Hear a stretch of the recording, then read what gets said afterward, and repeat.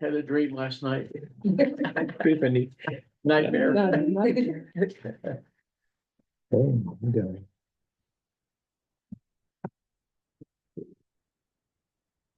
5:30, we'll call the meeting to order. The flag salute.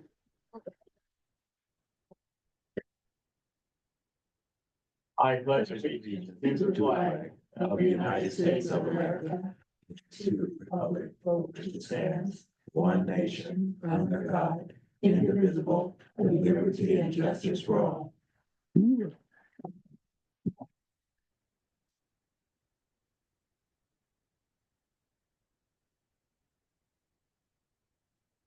Greg Hessler's not here. Felix Flores. Here. Mr. Lee Harris, Here. Sheila Johnson, Here. and I'm here. Four here, one not. Was there any public comments? I didn't receive any. No, can we approve the agenda? Oh. Oh, yeah, approve of the agenda, I'm sorry. It's all right. Yeah, I missed one. Mr. President, I'll move to approve the agenda as is. Second time. All those in favor, say aye. Oh, Approve. Four ayes, no. I can't approve it. I wasn't here. Oh, yeah, you approve the agenda for today, right? Yes. It's for today's agenda. Oh, okay. Yeah, All right, four. yeah. Thank you.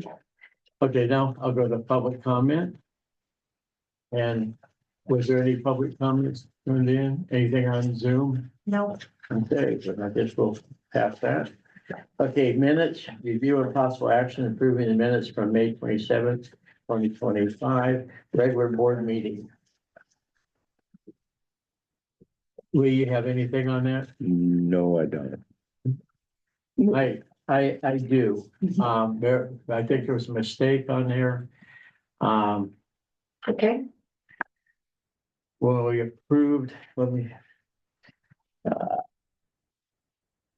there was, somebody said yes, and they weren't here for the prior meeting, so you can't approve something if you weren't here. So. And minutes. Should have marked that. Should the meeting before it go.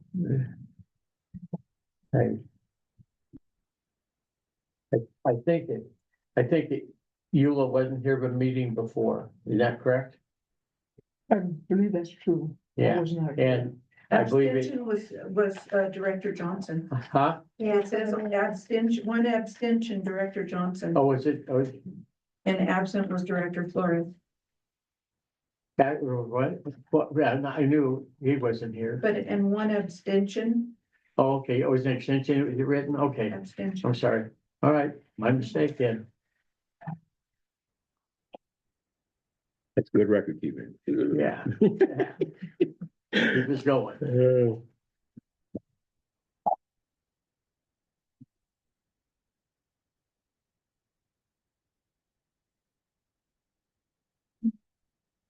any other questions You- or comments on the minutes? No more comments on it.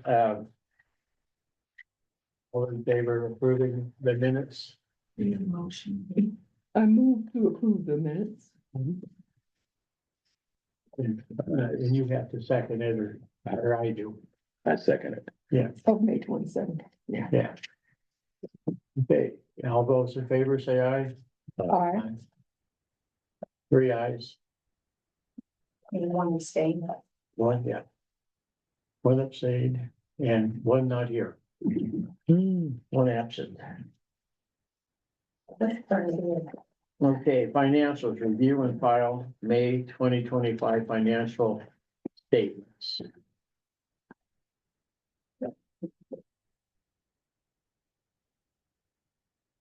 I didn't see anything that stood out to me. Mr. Harris, did you see something financial that you had questions about? No. I did not, sir. Mrs. Johnson, did you have something? No, I looked through and taken up their word. I didn't see that. I wanted to make sure on number 7, on the assets that we have in the different bank accounts, I'll call it. Water is 16,950,000 plus change. Those are assets, so that accounts for all the piping, all the water tower, the wells, everything. That's 16 million. Of that 16 million, how much is cash? I didn't see it. Your cash is the total monies in the bank is 2.6. 2.6 million. Okay, and now wastewater, that's included, now I know it's the assets. What is the cash on that? I couldn't find that when I started looking.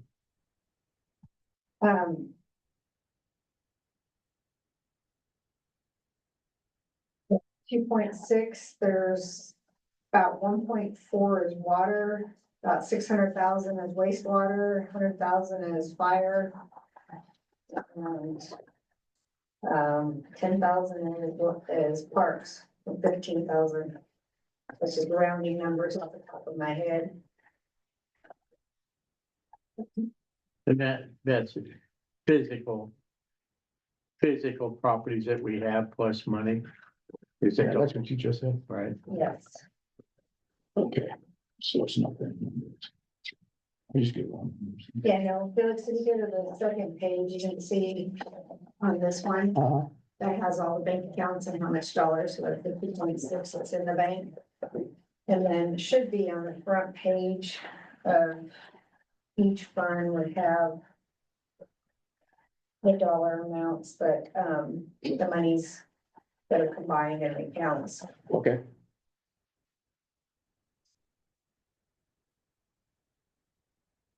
Mr. Flores, are you? Yeah, I'm good. satisfied? Yeah. Okay. I just wanted to make Okay. sure. Okay, after he asks his questions, do you have any questions? No, I'm Mr. good. Harris? No, I don't. Neither do I. Okay. Maybe if I can get a approval on that, somebody make the, I know that we accept the financials as they are written. okay? I'll second. All those in favor say aye. Opposed? Thank you. Okay, we're gonna do fire department updates, calls from May, information, training, or communications. And I can say one thing is, I know Felix hasn't been here, but the new fire chief on the depot is very, very interested in helping us in any way. And it was training and we're working on the trucks, everything, like once a week, he could come out and his guys will help train our people. He already came in and made that comment, and then we changed the command ceremony.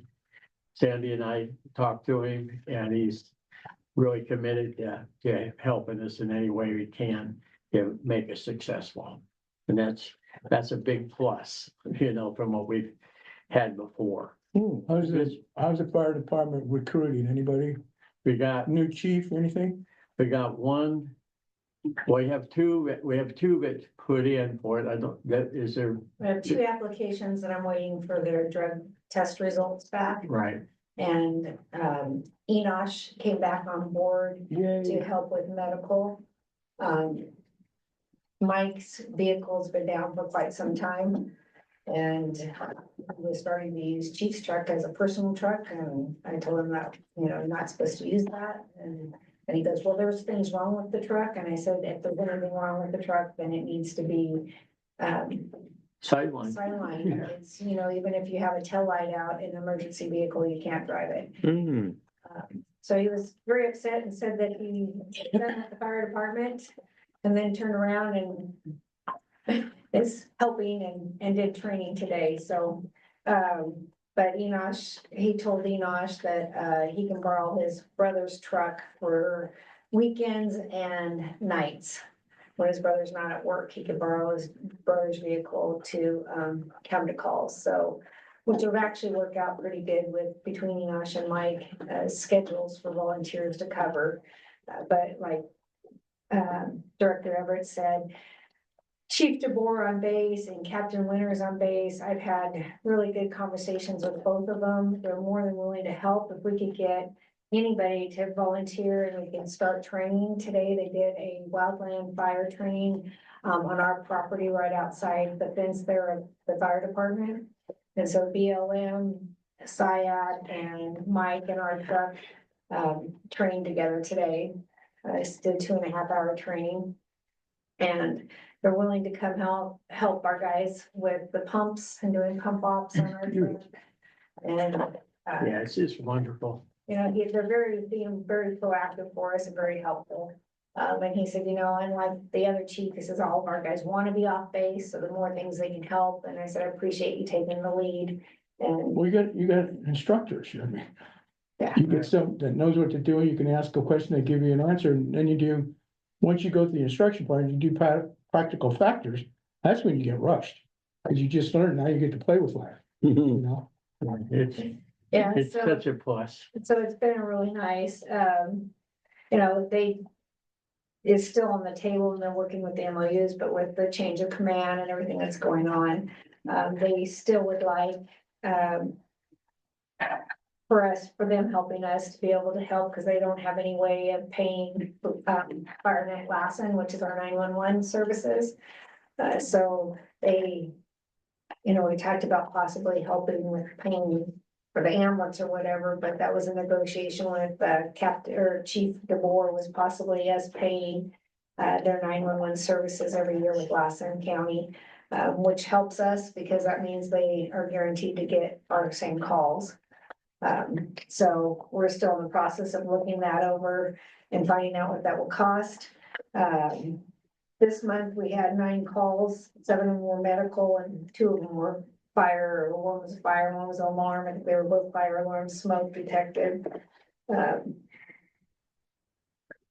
So, and I don't know, we've just been hoping to get some more, Everett's, Enosh said today that he had possibly another deal in that, there's a fire and there's 2 fires in Butte, one in Red Bluff. So anyhow, pardon my phone.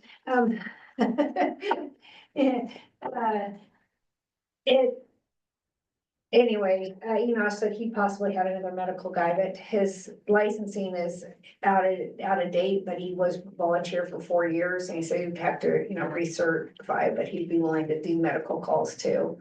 Doesn't feel comfortable to be fit for firefighting, but has the experience to do medical.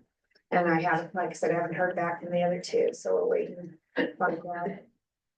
But it's out there, and the auxiliary is working really hard to try to get people, and appreciate all that. So hopefully our fire department will grow. I did have our mechanic look at the truck today. Unfortunately, since Captain Price has had the truck, he's had a couple of incidents with it. It's lost the tonneau cover off the back of it. And he hit something on the side of the bed. It's got a pretty good crease on the side of the bed. Go to the red fire truck? Yes. Yeah. No one has been sitting there. So no, like I said, I told him that I Well, wasn't driving it because we need to troubleshoot a few things. Right now, I drove it down to the plant so Bob could work on it today, and you can't, I didn't know, because It doesn't show what gear doesn't you're show what in, gear- no speedometer, all that, everything's This- gone. But, but there is but the no mileage. mileage. Yeah, So there's no mileage on it to tell, you can't read it, and you don't know what gear you're in per se. And then there's just few, there's a broken wheel stud that happened actually when the old chief had it, that we've been dealing with. The switch panel and the driver's door, sometimes the windows don't go up and down like they should. Did you check fuses? Huh? You check all the fuses? He did today. He said he might be able to solder, when I was talking to Bob, he said the cluster underneath, he might be able to solder that and it might be okay for, it might bring the, so you can see what gear you're in and how many miles. If not, he said he could do an aftermarket odometer, so at least we could show the mileage on it if we wanted to keep it in service. The truck, I wanna say is like wow. I wanted to say it's an 08, but I think it's even older than that, it's like an 03. And we did have the motor done like 5 years ago, so it does have a fairly new motor in it. But the rest of and I think it had about 130,000 miles on it. And then up and down the dirt roads and the rocks, so it hasn't been, but the transmission needs to be gone through. The headlights, housings are all shaken loose. Exhaust manifold. Heater hoses, And we're talking an emergency vehicle. it's your commands, it's your instant command truck, it's not your emergency vehicle. But you also, I mean, this truck has been on the road for 20 years. And no maintenance to it until 5 years ago. So, Jesus. so just a lot of little things on it, but the price is in my preview. Estimate's about $4,000 to make it legal right now. So this thing wasn't getting an oil change every 5,000 miles? Everything checked every 5,000 miles? Ever since I have been GM, it has, yes. I can't tell you what happened when it was with West Patton Village and before. Whoa. It gets the oil changed every 5,000, put tires on it, you know, then the Yeah, the engine. tires are fairly new on it too, because just before Chief White retired, we had replaced the tires on it. So I mean, the majority of the truck is sound, but it's 25 years old and it's got a lot of miles on it. So the engine, purrs, but the body itself has been shook around for a few miles. What's the training doing that you say it may be going on? He said I think he wanted to go through the perform transmission service. Okay, but it hasn't been serviced. Yeah. Like change the filter and the training and all that kind of stuff? Service 2.2, the filter kit, the oil, I mean, that's about a $400 job. That's cheap. You just close the pan down, put make sure the shavings, there's no metal, and then you put a filter in. That is like changing oil. Yeah. Exhaust manifold, hardware kit, exhaust manifold, crankshaft, harmonic balancer, heater hose, power steering cooler hose. So he's doing preventive maintenance. There's quite a few things that are, wearing out on it. So, we want to make it whole and have it back on the ground. I mean, it's the hard thing that I've had with the truck and with the public is that whoever's driving it seems to want to use it for personal use. Oh, that's a known fact. It's known that since So, they got a truck. is it worth putting $3,000 or $4,000 in it? You're lucky. Yeah, if You're we're lucky. lucky, yeah, true. I would say between 5 and 7, easily. Do we sideline it or do we do we need to have another truck or do we just? Or Well, would until we you actually have respond? full force, I mean, right now, it's Or just you like any respond other with- volunteer fire department, they can respond in their own vehicles. Right, If there's a fire, we have the brush truck. Yeah. So, and we have the structure truck, but we don't have anybody that's capable of driving the structure truck but myself right at the moment, so. And and we want Royce you is the here only one that in can drive. 15 minutes from Standish, okay? so the structure truck and the water truck, Royce and I are the only two that are qualified to drive. those two vehicles, but the brush truck, with it being a 5,500, any of our firefighters can drive it. So. What is just a class B? You have to have your firefighter endorsement or, your class, was it class C? Well, that's regular license. Because of the, no, because of the weight on the water truck and the structure truck. So, Hmm. but I have about a year and a half ago, 2 years ago, I went down with Mike to the DMV so that he could get his firefighters on it. You have to take a test and it's like a mechanical test, just like you would for semi driving. And Mike took the test. Unfortunately, he didn't pass that day. I asked it because of his learning disability, if he could have somebody read him questions, and DMV said that they would work with us, but he's never went back down. So the district has paid for him to take the test, and he's never went back down to try to study or to get that firefighter. That's what I kept telling him when he kept saying, "Oh, I'm chief." I said, "But you're not chief. You don't qualify chief. You need to work on, you need a couple certificates and you need to get your firefighter endorsement. And you can get that. I started you down that road." So, Sandy, that brings up a question, since we're talking about firefighting. The chief in Milford or Janesville or anyone close by, have you talked to them about being our part-time chief and administratively? Have you had a chance to talk to them about that yet? Doyle has 25 volunteers. Milford has 6.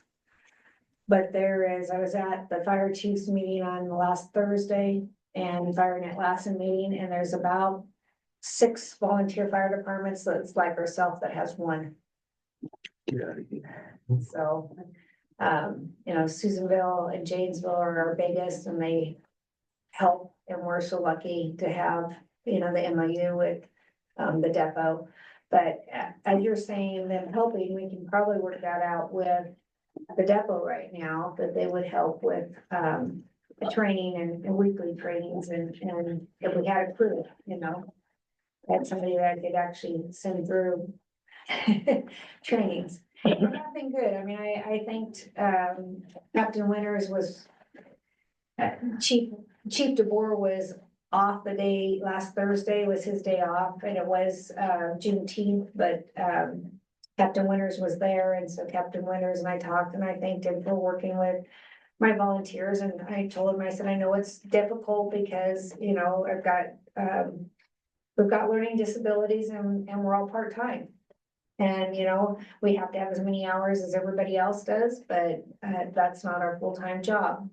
And, he was very appreciative that we recognize that, but they were more than willing to work. And I don't know if you guys had a chance between 10 and 12:30, which I didn't realize they were gonna do it today until last night. So, they were out there training today, if any of you guys drove by or noticed. Mike that said was- it was great training. Yeah, he talked to was- Roy about that. Yeah, he said it was real good training. Both BLM and Syad and us were out there. So, we can do more of that on a weekly basis or a monthly basis.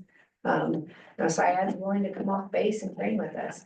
Not only that, but when we didn't have anyone to respond because Mike didn't have a vehicle, and we personally, my family had an ambulance call, those guys came out, they did what they do, even though we had nobody representing our volunteer fire department, they did what they did and went on home just like it was a normal thing to do. And I really appreciated that because it was necessary for my family member to be transported by SIMSA. And that was great. Can't we use that now as a recruiting tool? Actually show, well, we put it in our newsletter and stuff. And exactly the way you said it, to me, you're gonna get professional instructors. The fire experience for, years for training, and you can actually have practical factors. You know what I mean? I mean, that motivates a lot of people. Well, I've tried the last 5 years, we've advertised free education for the college and we've paid for several people to take classes at the college. And, you know, would love to have several people at the college taking classes. If you don't but, clean your phone. But what I'm saying though, if they see it as practical factors, you know, you get the instruction. And they're all hyped up trying to learn all this stuff, but then they get to go out to the firing range, put an M60 in their hands. And I'm gonna tell you what, they get off, Yeah, they want to stay, yeah, they want to keep, I wanna be a machine gunner. Because after the training, they get to feel the weapon. They make their choice. right. And it's just like these guys play with fire and they see how it's done and it's the challenge. Well, it's adrenaline rush. Yes, thank you, real quick. And then they get it more into it because they want the bigger adrenaline rush. So you might use it as a form of recruiting and kind of explain that to them. You know, it's not gonna be sitting there, you're actually, if you wanna go out practice firefighting, you're gonna see it. Whether it's structured, you're out in the desert, but you get to play with it, man. And that's what it's all about. You'll have to advertise how many calls you have. No, that's like Well, and we are one of the higher, you know, even with Hard Atlassian, looking at the billing cycle. A lot of the smaller ones that have only one, you know, are averaging, anywhere from 5 to 50 calls annually. Our average is 130 to 140 annually. So, you know, we average 10 to 12 calls every month. And, you know, Well, we have to accept that most of the people here, we're all senior citizens. well, the other problem that we have, Felix, and it's. You guys, Frequent flyers. being senior citizens is nothing. That's a good thing and it's great, makes a great community. Our problem around here is we have so many people that 911 call is the only way they can get to town. So- Frequent flyers. So they are frequent flyers and they call 911 and they don't realize what it's costing the district and what it's costing the state and what it's costing our guys to take them to Susanville. And, you know, Well, what do they do after they get to Susanville? I mean, if they're asking for a ride, do they say, take me to Safeway or? What do they do? I mean, do they just let them off at the hospital and then they're there, so then they could do whatever? they get to Susanville and they That's go to the what- hospital, they get diagnosed or whatever, and And then. then they go to wherever they need to go, huh? And a lot of times with, especially with Medi-Cal, depends on your insurance with Medicare, you can get free rides for medical. And so they get, you know, a free ride home. Okay, so once they're there, then they could get home, so Yeah. now. Oh my God. And, you know, even when Grover was chief, as I said, it's unreal, some of the things, you know. And I'm making this up, but you know, bloody nose, 911, Yeah, and it's like, really? But it's because, you know, that's what they're a they do. frequent flyer and that's how they get there. You know, it's not, you know, and you would think with us being more senior up here that you'd have more lift calls, you know, from people falling and needing a lift.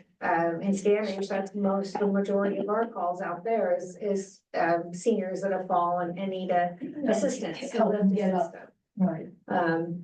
But, you know, it's just crazy that it's that way out here. No. But, you know, it's like I said, we just have such a mixed neighborhood. We have the hard workers, the ones that worked hard and now are retired, and then our frequent flyers. So, but you know, So I can minimize or ask Bob to make the truck sound, and we've got money in the budget to spend on it, if you guys don't mind spending money on it. Now, Bob is who? Is it a mechanic? Bob Schmidt, he's our mechanic that's, he comes out here, he has the big red diesel truck that Okay. comes okay. out. Bob was here today, he serviced the Mazda and Race's truck, and then looked over and serviced the chief's truck and gave me a list of things. So he's one of these entrepreneurs, works out of his truck. He has a, office or the shop in Johnsonville, next to Johnsonville Market. So Okay, him and his son there, and he lives in Janesville, but yeah, he's, originally, years ago, we had two other groups, and they've have retired that had the big semi trucks that when semis would come in and they could help people on the side of the road, and that's where Bob original, Bob worked at Miller's years ago, 28 years ago, Miller's Construction, and then went out on his own. So, I guess our question is to the board is we don't, if we need the truck, I suppose, and the fact of buying a new truck when we're already looking at a couple other vehicles is not in our budget at this time to replace that truck. we couldn't use our budget anyway. And that's come out of the firefighter's budget. Fire department, Yeah. but still, we don't have a budget to buy a new truck. Or a good, truck without taking everything we have, but out of that budget, but we do have enough money to spend to fix it. It's a lot cheaper to probably to fix it for where it goes. If I could ask this question or not, but I'm gonna ask it, and if I can't, just tell me, we can't answer that. Our current person who is on our volunteer fire department, is that person EMT qualified? he has his EMR, Emergency medical response. yeah, See, and I know he wanted to get his EMT, but has never completed that. that's a little bit worrisome for me as far as our expenses go. Because the EMR is probably the lowest level of in the field care that you can get. And he's always going to have to call, because of the MOU, the higher qualified people who are paramedics.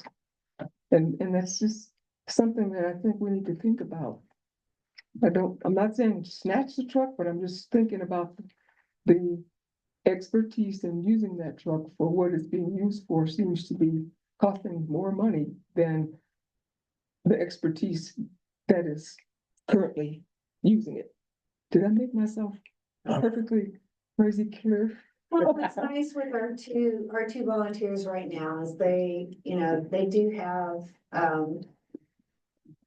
first aid and life-saving measures through the college. Mhm. And they both have recertified for those items. The EMR, the only thing I believe that's more on the EMR is that you can carry a Narcan, you can do Narcan and, I wanna say oxygen. Yeah, a little oxygen. Oximeter. Thank you. So, The pulse oximeter? See, I was told they can't use that pulse oximeter. I was told that, I believe, by Captain Flex. I'll have to check on that. So I don't quote mean, me. EMR, he can't, I mean, as a Firefighter. firefighter, he can't, but As a firefighter, he can use the pulse ox, he cannot. Okay, don't confuse me. Yeah. And, so, and again, I find that kind of crazy too. All you do is stick your finger in that thing and it gives you a reading. yeah, Between this and this is normal. yeah. I'd like to make a proposal to the board to think about. We spend the money, we fix the pickup. And it's only to be used for training or for calls. And whoever the chief is or a captain or whatever, the truck stays in the yard until you get a call. You go to the yard, you pick it up to go somewhere. Because like last month, we went 75 miles, basically 5 tanks of fuel. We can't afford that. That's not what needs to be happening. You can't have 5 tanks of fuel in it from the mark and drive it 75 miles. That's, it just doesn't add up, guys, okay? So we have to make, as a board, over the fire department, we have to make some type of resolution or something for when that vehicle is properly used, in my estimation.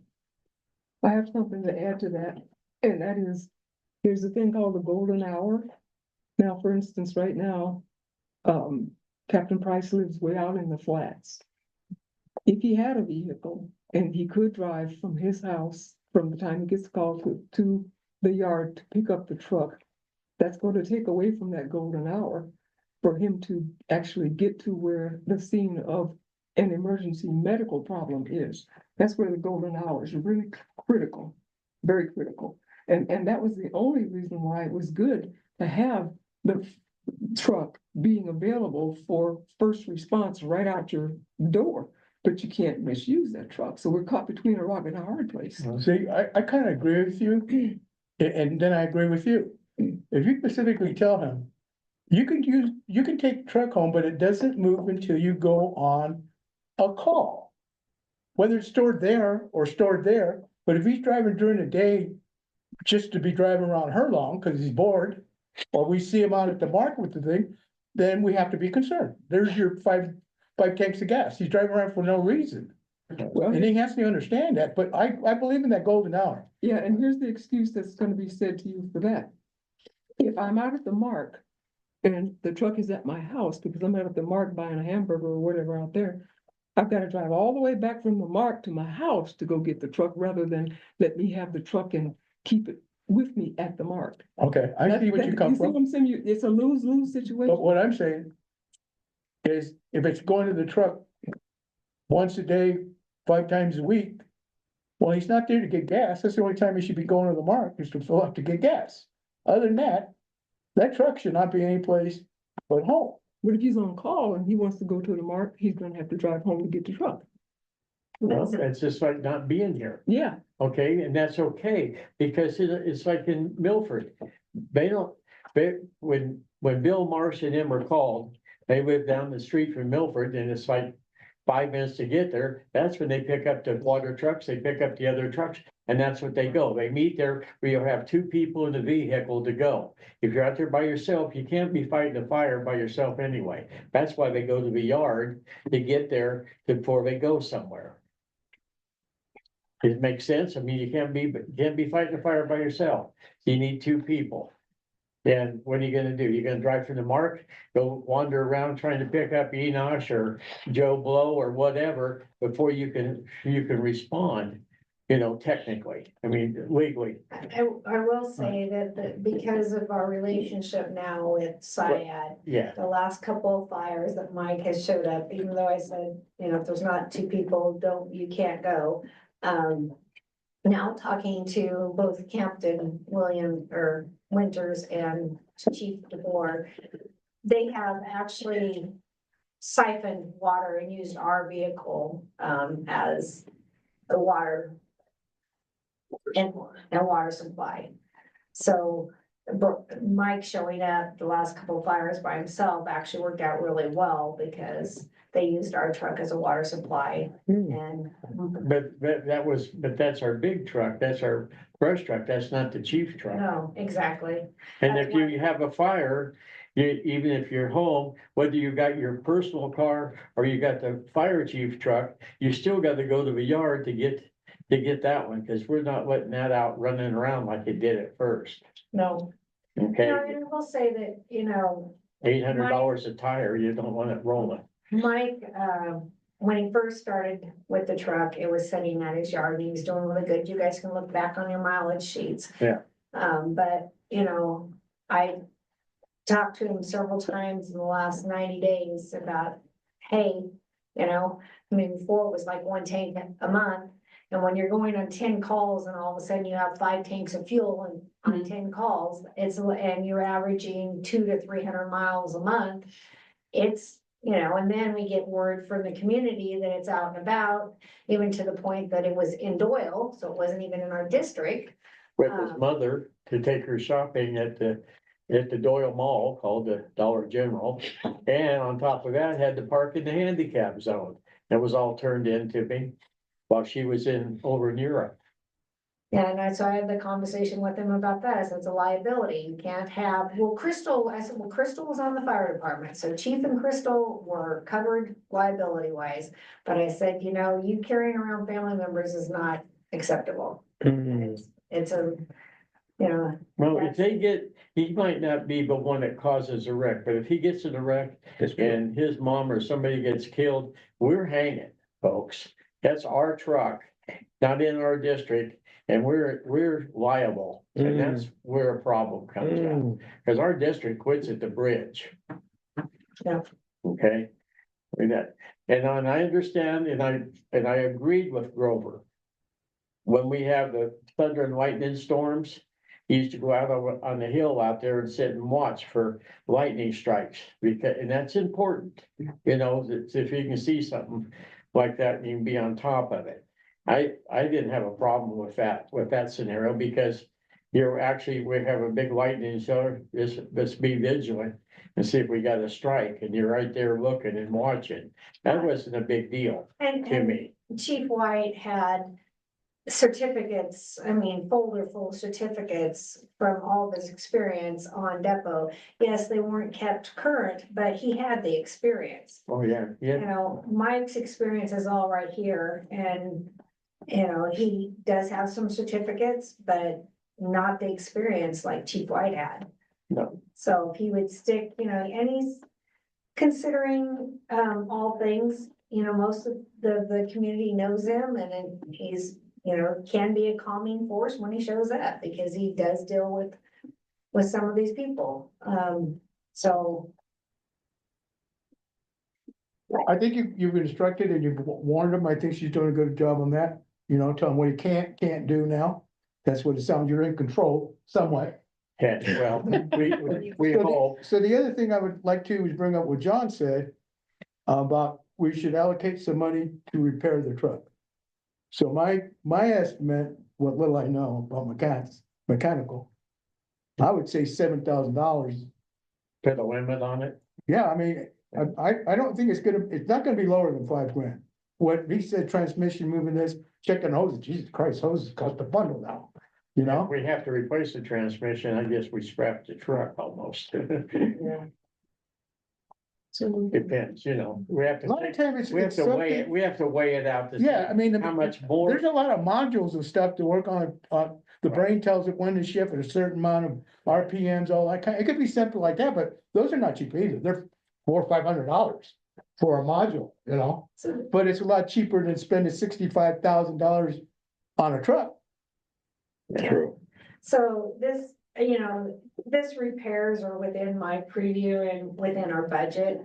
But I wanted to bring this to the board, so like Felix is saying, if you're saying 7,000, you're saying 5,000. So I can kind of say, hey, Bob, please go through it, this is our limit of, you know, $4,000 to $5,000 or $5,000 to $7,000. And please check out the transmission, because we don't want to put this money in it and then, you know, have to spend $10,000 for transmission too. But So, see, you didn't say it was grinding, you didn't say it was missing. The clutch, they have, even though it's automatic, you still have a clutch. And a brain tells when the clutch to do yeah, things. it doesn't seem you like know? it's having, I mean, there is a shake. I noticed going out to the plant, there's a shake at 25, 30 miles an hour, but that could be the tires, could be an axle. Could be, you You know, could have a motor mount, or yeah, you could have a transmission mount, a bolt gone. Like you said, 5 years old, playing out in the Knocked out. desert and shit. Or It knocked could out be of alignment. something like that, yeah. you know, but if he's gonna give an inspection. Then those are the little things he needs to look at, cause it could be simple, Right. you know? Well, and most of the things that he's brought up are pretty simple, but like I said, things start adding up when you're doing hoses and, you know, things just start adding up. So that's why it's just kind of like, you know, I don't want you guys in 30 days say, oh, you spent $7,000 on the No. truck, that truck wasn't worth it, you know? So that's why I wanted to have this conversation with you is, you know, like I said, it is within my preview, it is within the budget, but, you know, do you as a board feel that it's worth investing in that truck? So, you know, when we do have a fire, you know, that it stays, you know, one direction or the other. But he's gonna do an inspection of the entire truck. Okay, all the mechanical aspects to make it sound. Now that, even if you do that, that's gotta be closer to 1,500 to 2,500. When you get a mechanic, cause of how much he makes an hour. And the time he has to go with mirrors and all this other kind of stuff, you know, have to clean up to look for these things. But then he comes back and says, yeah, you need this, you're gonna need an additional $5,000. Then that's the decision. You know, and if he says the transmission actually the gearing is broken. It's like Everett said. A new transmission, what's it for? Is it a Duramax? No, it's a Is it 1500. standard Chevy?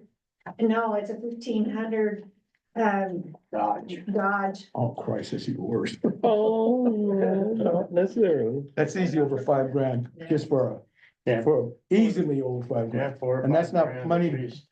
to put it back in, take it out and put it in.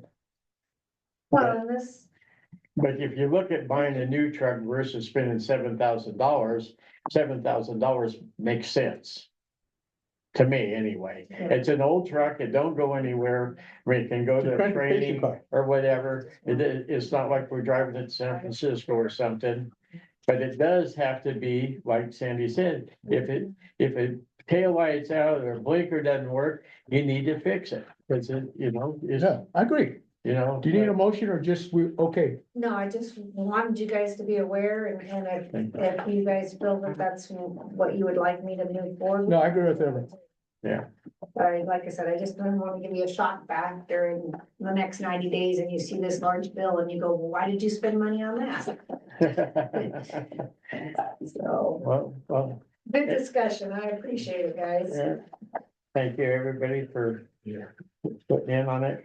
Okay, we're gonna go to Chief, number 9, the Excuse me, screw sir. press review. No, I'm sorry. did we decide whether the vehicle's gonna stay at the barn or is it gonna go at the person's house? Did we decide that in this conversation? We didn't. We just decided to repair it and then once it's repaired, If we get it repaired, then I guess next month we can discuss its limitations, Where it's gonna be, okay. okay? Because right now, we don't even know if we're gonna have it for sure. We hopefully we will, but I think we should address it in every next meeting on the logistics of where the vehicle's at or should be at. And I agree with you on, the point on the golden rule on being there, but if he's gonna run to the Dollar General, you don't take the chief's truck. I'm sorry, you're out of the area. You're not here to respond. no, but he does But if have. you're going- All the volunteers have a first aid bag that. Right. We purchased 2 years ago for each one of them. We kept them replenished. Right. If he's worried about that and he's going to Dollar General, he could throw a first aid bag in his vehicle. And if he Right. ended up at Dollar General and got a call, he could go to his personal vehicle. I mean, that's what Enosh is doing right now. I made sure that Enosh has got, tie backs and gloves and first aid. He's got his first aid bag so that he can show up and at least access the scene before Saya Saya gets gets there. there. So, So, when he's available, he's here, if he's out of the area, he's just not here. And just like that's Mike, volunteers. Mike's the same way. Yeah, If he's gotta go to Susanville to go shopping, you don't take the chief's truck to go. You take your own private vehicle. If you're gonna leave the district, other than given the permission to go to the mark, because that's where we get fuel. right. Okay, I think that's something we discussed on, but I think that's your exception to take it out of the district is to get fuel at the mark. Well, and I would also, like my at least monthly walkarounds of the vehicle. Yeah, your inspection. Yeah, Yeah, because it got out of hand. It didn't get this bad in a couple weeks.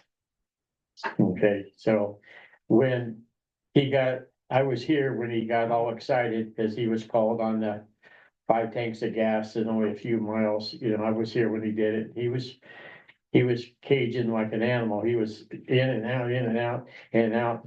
And then Sandy went out with him to see the vehicle. And, it had to be, shut down because there's so much wrong with it. It's just shouldn't be on the road at this time. So it was, in a way, it was good that we found out the condition of it before it got worse. All right, any more discussion on the fire department? Felix, No, I'm good. Mr. Harris, I'm good. Ms. Johnson? All good. Okay, I'm good. Let's go to number 9, the screw press review bids from the opening. review and possible action accepting a bid for the screw press project, and I'll turn it over to the master of ceremonies. No. Alrighty, so this is a recap from last month. So as a refresher for you guys, we had two bidders. The first was Summerson Construction, the second was Resource Development Company. After reviewing all the required documentation, we found that Simerson's contractor's license in California was suspended. So we had to go to the next lowest bidder, which was the only other bidder. And again, so Simerson came in at $836,980. Resource Development Company came in at $978,155. $1 million. Yeah, well, lots of dollars. So, quite a bit higher than we had originally anticipated, partly due to tariffs, which was confirmed by the manufacturer. Partly due just to, the current state of the construction market. So this is now being brought back to the table for decision. Essentially, the two options in accordance with the public contract code are either no award or awarding to the lowest responsive bidder, which would be Resource Development Company in the amount of $978,155. To follow up on kind of the tail end of the discussion that we had during the last meeting, how we wanted to look into potential grant opportunities, which Sandy had found a few of them. They appear to be promising to assist in the payment of this project. So with that, you guys have any questions? Well, my thing on it is, we were looking at $500,000 to your last one of $640,000, if I'm correct. And so my vote would be no on it. We just can't, we don't have that kind of money to spend $1 million on the screw press. And with Sandy's person that she's talking to, and she's gonna get more information shortly, they're talking about a grant. Felix, I know you weren't here, they're talking about a grant that can do the screw press and the purifier, this clarifier, I mean, And digest. clarifier, and this other road projects out here, going from the high school down here, we can do all our stuff under one grant.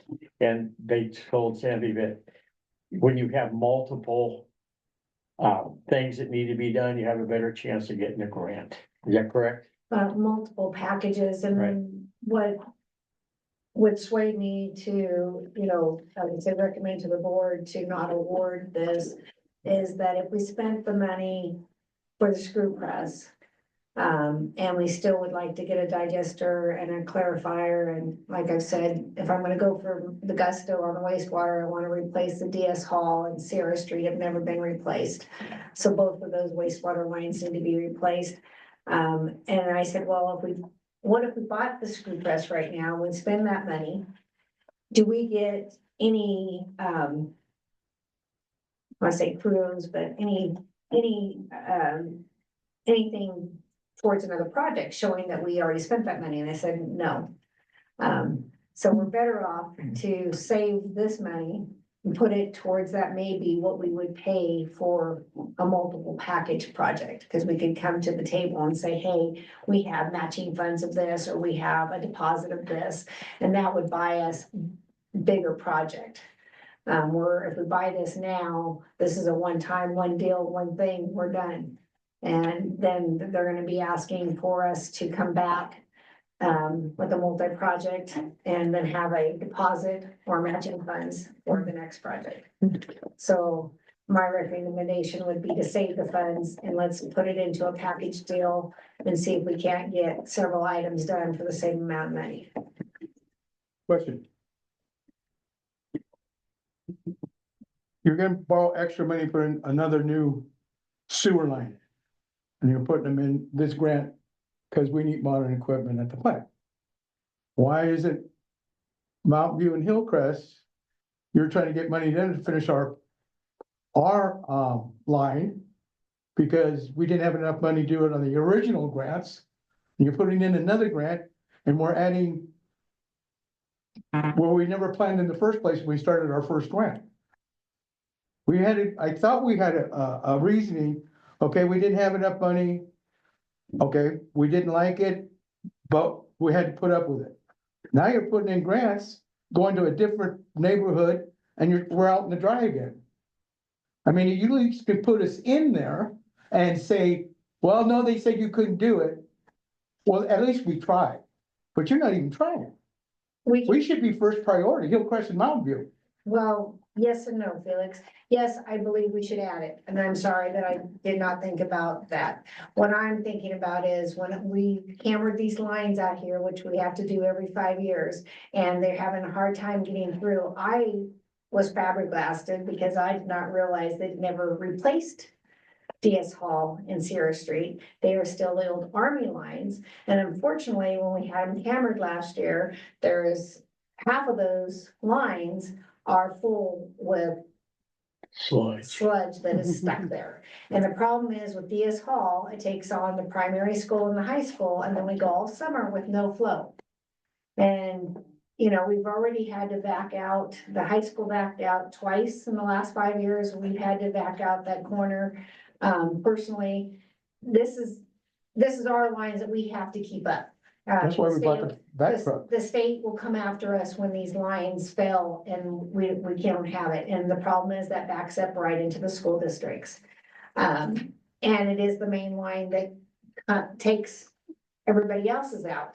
You know, it has to go through DS Hall. And Sierra Street would come out to the road. But so that was my thought. I was replacing what we already had. And I was shocked that those were never replaced, because my personal view was that those lines should have been replaced. Yeah, In 11 or 13 when we replaced when we put sewer right out here. you're talking about Indian Those should have Rancheria, been done. the Indian Rancheria project. Yeah, no, the Indian Rancheria was just inside. I know, but we could have did tried to USDA. belly up and pick up that. No, we couldn't with that money, because that was just Circle money. That was just Circle grant money. But the USDA, when we brought the lines up here to bring Circle on, to bring this community on, and brought the lines over to West Patton Village to bring them on, that USDA project should have included replacing that line, and it wasn't. At that time, maybe it wasn't that bad, because that was, what, 12? When did we buy the 14 back years truck? ago. That was the reason we bought it. Was to clean out their loo and, No, we got that with grant money. Yeah. We were the end of the USDA loan grant, actually on the water okay, side, but that's when we got it. yeah. Yeah, they So- knew what was gonna happen, and that's why the base was using a back truck. And for a while there, they were using ours, Brendan. Correct, we were Okay. regulars. And they knew that. So, like you said, summertime, there's no water flow. That's bad, very bad, you know? So they went to the manholes, cleaned them all out. They had junk, sand, rocks, you name it, it was in there. And they cleaned out the lines as far as they could. Cause it goes down, the accumulation part of it, and then it takes off down, flows downhill. And they cleaned it, and they were supposed to do it like, as soon as, the kids got out of school, then it would wait a little while, but then they'd go down there and start getting all the dry stuff out, I guess you could call it. But yeah, well, it's, okay, I can understand that now, So- your justification, but my part, which you're never gonna see me start, since you're especially, We should add that to, I mean, I'm saying, let's stick that's what I said last month and you weren't here. I know, If we're gonna go to the gusto, let's ask for, I All don't of it. want everything. all you I gotta do is want say no, everything. hey, So, let's go for, I mean, the thing is with the clarifier, if we refurbish the clarifier, it's the same price as buying a new one. So let's get a new one and we'll come up with money to refurbish the old one, but you always should have redundancy. We never had redundancy. So, this is my big wish list. And I don't, I'll ever see it to tuition, but my wish list would be to have that clarifier out there and the digester for the plant. And at that time, then we buy the screw press. Offer Mountain View and Hillcrest sewer and redo the 2 lines that I know here need to be replaced. I like the way you talk. You know, and maybe, God willing, and all the other things around us, that we can spend this $1 million on that project and get everything we want with the rest of the grant. I mean, this is, you know, the gal was talking big, and I have an appointment with her on next Monday. So, What are they charged to help write the grant? well, right now, because we're California special districts, we're a membership of that federal grant thing, so most of it, I don't know, I'll find out more detail on Monday, but This is I can get America. all the information, and it may be something, you know, I did the FEMA, the second FEMA grant, and I helped with the first FEMA grant, and I've done some of the other grants, maybe something while in the SRF. Finished all that up, so maybe something that we can do in-house or work with them to cut back any cost, but, you know, when she's saying do a package and put it out there, now let's spend our rural communities' money to benefit us in a bigger way than just one item. What's the timeline from doing the application? I mean, are we talking USDA? We're talking years to get Well, approved. every loan we've ever done, and every grant, and even RF, they've always take 5 to 7 years. That's right. So that's when I even talked with staff about the screw press, because I told, you know, Grace and I sat down and I said, really, are you willing to deal with this belt press for this long? Because you know, the wish would be 2 to 3 years. That doesn't, We're gambling right now, you know that, don't you? we're always gambling. So far, you could get used parts, you can do this, Yeah, but eventually, you're not gonna be able to get them. And if you don't have the parts, I will. we're out of service. Isn't that true? Yes. Well, there is other ways around it. We do have drying beds, there is rentals of applications that we need to maintain. But they're costly. That's the first word was coming out of my mouth. Yeah, anything can be bought. So with money. if, that's what I'm saying, we gotta, cause I know when you said that, minimum, all the grants that I participated in, we're talking anywhere from 4 on okay? So, This in 4 years, this whole place is gonna change, Oh, yeah. okay? You're not gonna see the same If it's people 15 anymore. million now, it'll be 25 by the time it happens. If it goes like the last one, 12 million, so, yeah. But if we don't put in, we don't get nothing. Yeah, You know, and the sooner Sandy can fit the information, the sooner he can put the package together, the sooner the wheels can roll, hopefully. and what's on the agenda right now is to award or not to award, and that's what we need to. Well, I was gonna make a suggestion, you know, me. We got this, what do we got now? You said it was around 650? That we had the cash money to put out the bid? That's more of a Sandy question, or you're talking about your guys' cap Yeah, allocation, yeah. I think it was. Six- right around 650? 50. I'm sorry, I. If we would have got the bid, The budget, okay, it was 650 total, something like We that, were looking between 500 to 640. okay? So I'd like to go to the high part, because this is America. Okay, so we got 640 that we already have revenue for. Correct. Okay? So we need another $400,000. Right? Correct. Yeah. Okay, right in that room.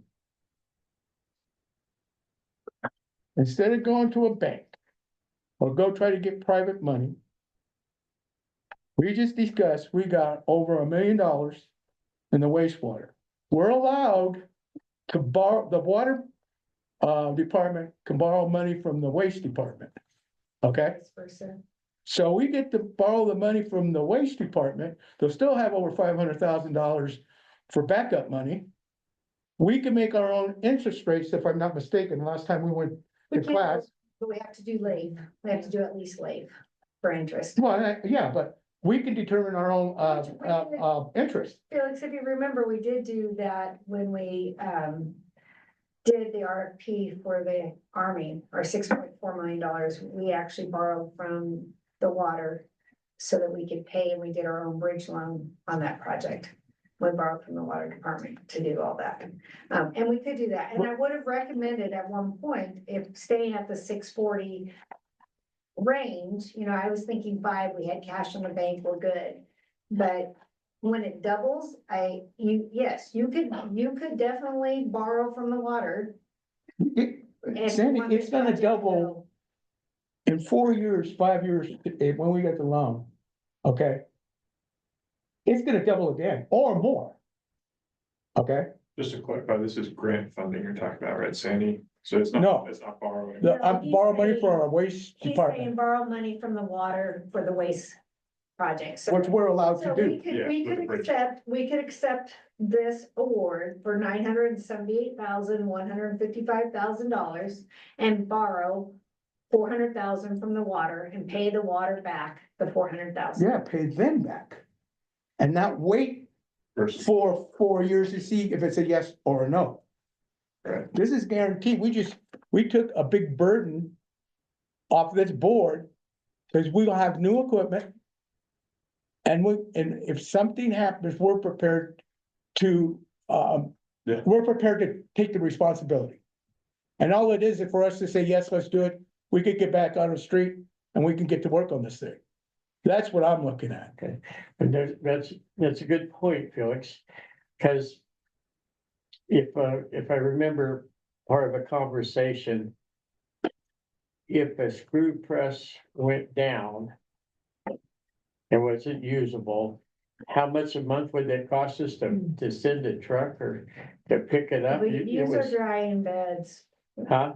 depending on how it goes, we could use our drying beds for quite a while, but if we had to basically facilitate for the screw press, you're talking $40,000 a month. Mhm. Yeah, so. So 10 figure out months- times 5 years, 10 months, yeah, 10 months is. $400,000. Yeah. The bad part is that this solves that situation, but it doesn't give us a clarifier, it doesn't give us a digester. If we spend that money now, it'd probably be your last project for 10 or 15 years before you'd have a good down payment for another project. There is that side of it. Yeah, look at the math. You gotta look at the math I see that, but and which, the responsibility. I understand, it's hard to keep it going. But on the flip side of it, it's like Sandy just said, for us to try and get Hillcrest done, this project done, the clarifier done, we won't have enough funds to do anything matching to do all these other projects. There's that side of it. I mean, we gotta think left and right. And so, yeah, I agree with you, Felix. I think it is a good idea to do it, but what are we losing if we do it? That's our question. I mean, we're gaining, yeah, and I totally understand what you're saying, because if it's $1 million now, 3 years, it's gonna be $1.5 million or something, okay? And if we wait and it takes 5 years to do the grant thing, we don't know what it's gonna be, but You don't we even take know, all our money and we take all our money we have and borrow money, we gotta pay that money back to the water side. us, And how long does that take us to pay back, $400,000? I'm just asking, I don't know. I don't know the answer, that's why I'm asking. well, to me, it's very simple. You just said it yourself. It's the math. Yeah. It's simple, basic math. Yeah, I understand. Okay, and again, I just wanna deal with this, right? If say something does happen and we pay for the part of this project, but she puts in the grants for the other wish list. Replace piping, project like that, and all the other things that we're just talking about. Okay, we put in a grant for that stuff. Okay, cause those are still reasonable, working correctly. Okay? But if It's we- not an emergency thing right now, but let me get back to what I was gonna say. If there's an emergency, we get the grant, we need a bridge loan, okay? We got over $2 million in the water part of it. So in an emergency, if we need $500,000 to get the grant, we borrow it from us. Well, we can control the interest. We can make how many payments we want per month, okay? We're not committed. That's what I'm looking at. Because the worst thing that can happen if we all break down, and she said about the drying beds. Drying beds only work about, I'll give it 6 months out of the year. Wintertime, they don't work. Drying beds are to dry the stuff. Right, During the winter, it doesn't get dried. I know what it means. So you have an opening, okay, of 6 months a year And if it, to do it. and if you're saying, if the press breaks in October, we're screwed for Exactly. 40,000. Exactly. We used the drying beds for 5 years before we ever had the belt press, Mhm. and that was year round. Ooh.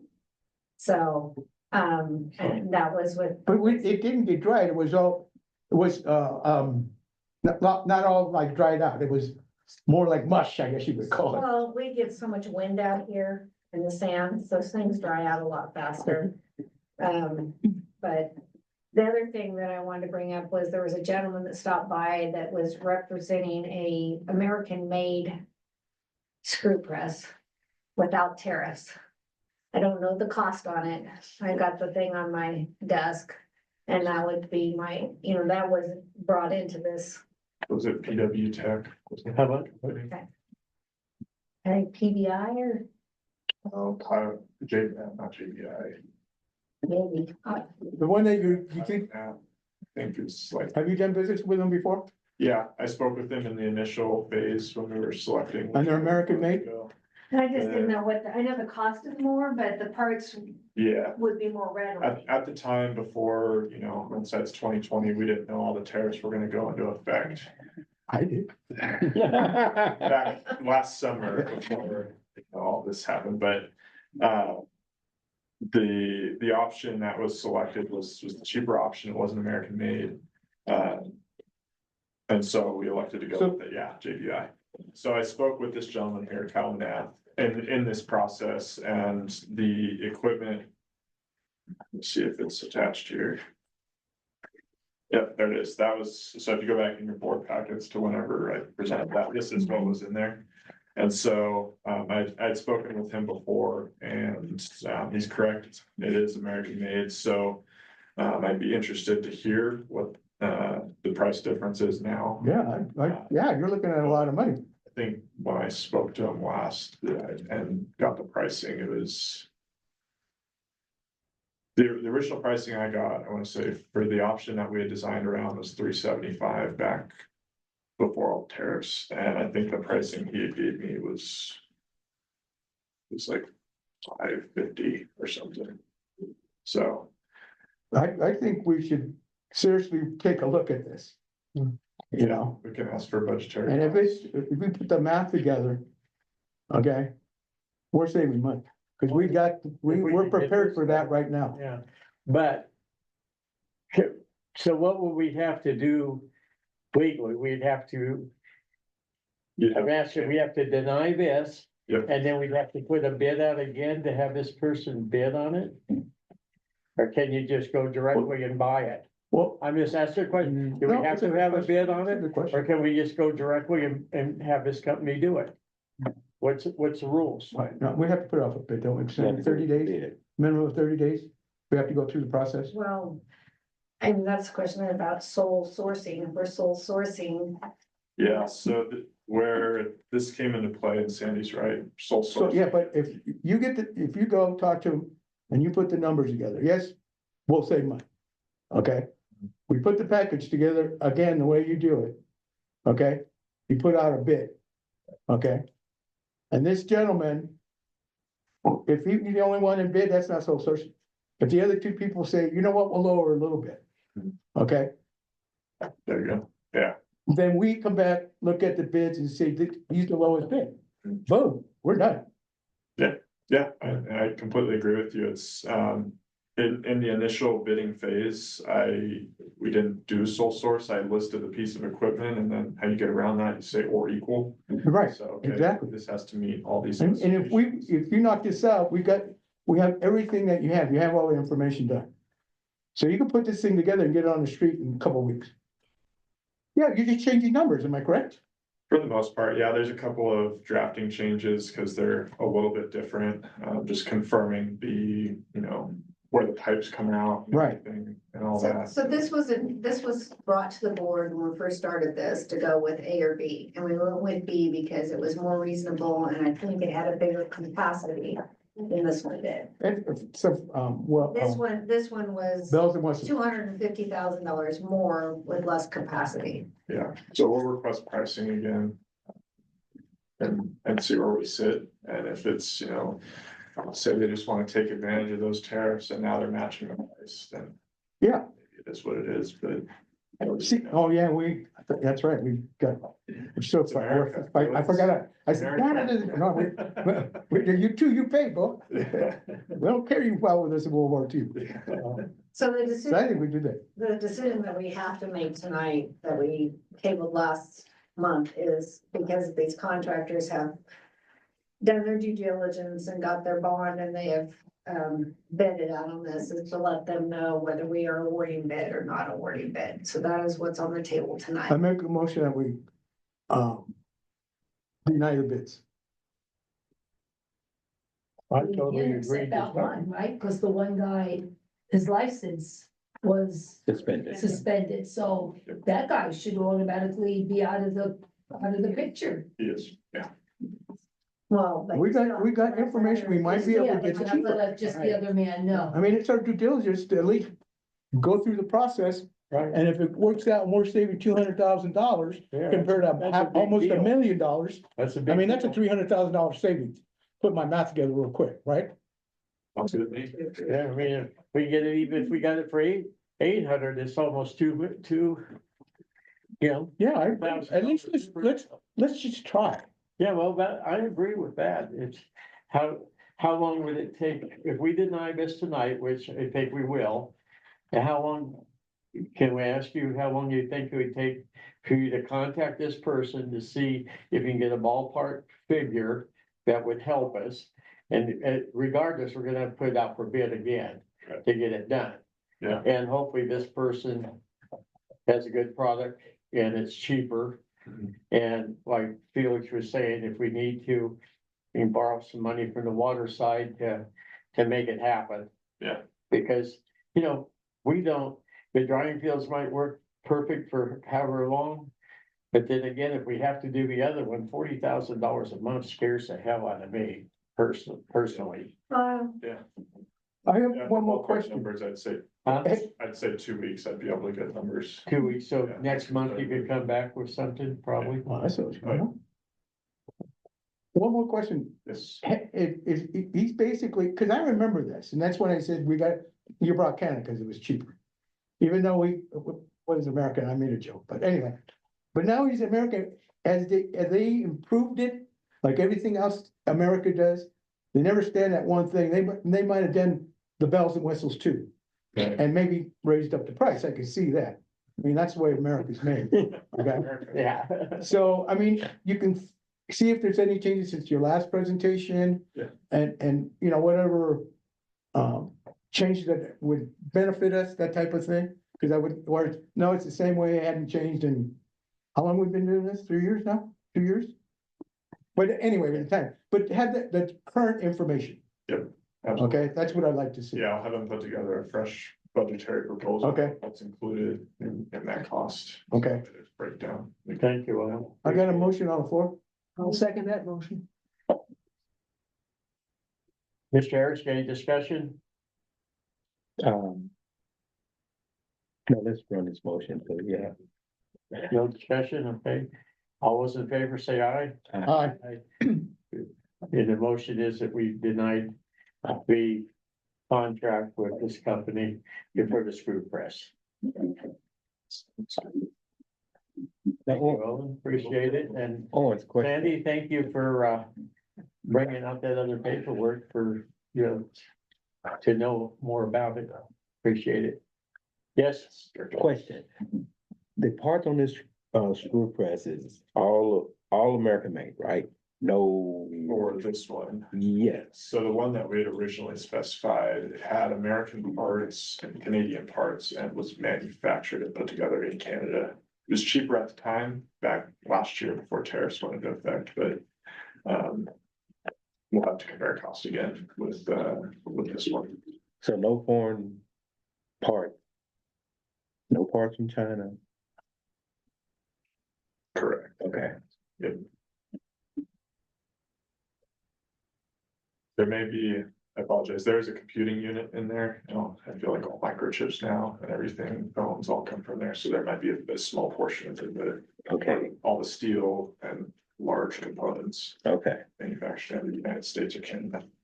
Everything but the brain. Okay.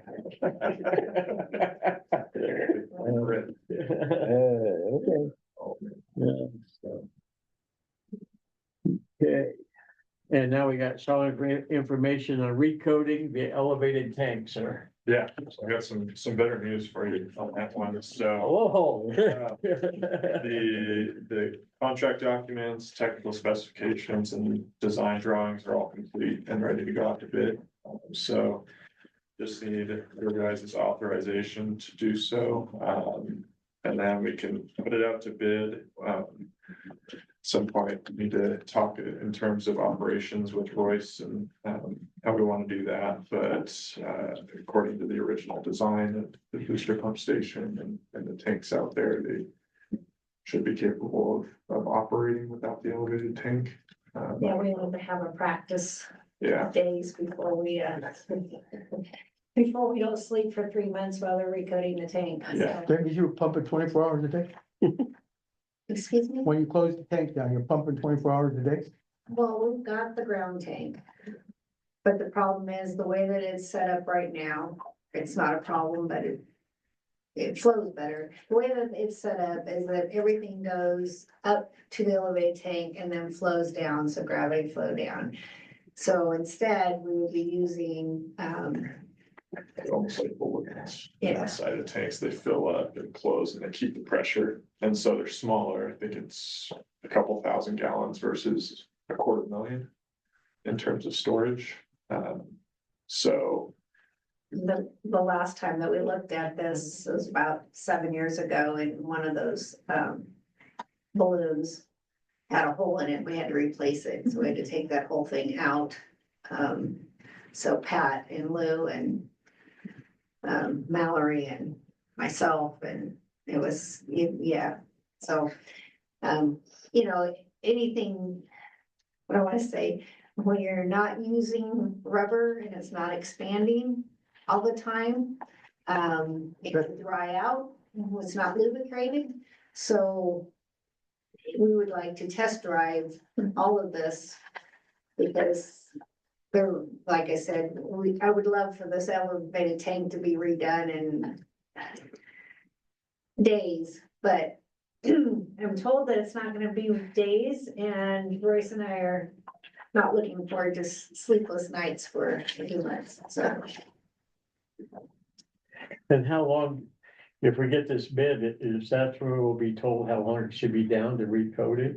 Or do we have an estimate already of how long it should be? So based off of the past few tank projects that I've done, I'm estimating about 3 months. We're finishing up on a 170,000 gallon ground level tank right now, and that's taken just about 2 months.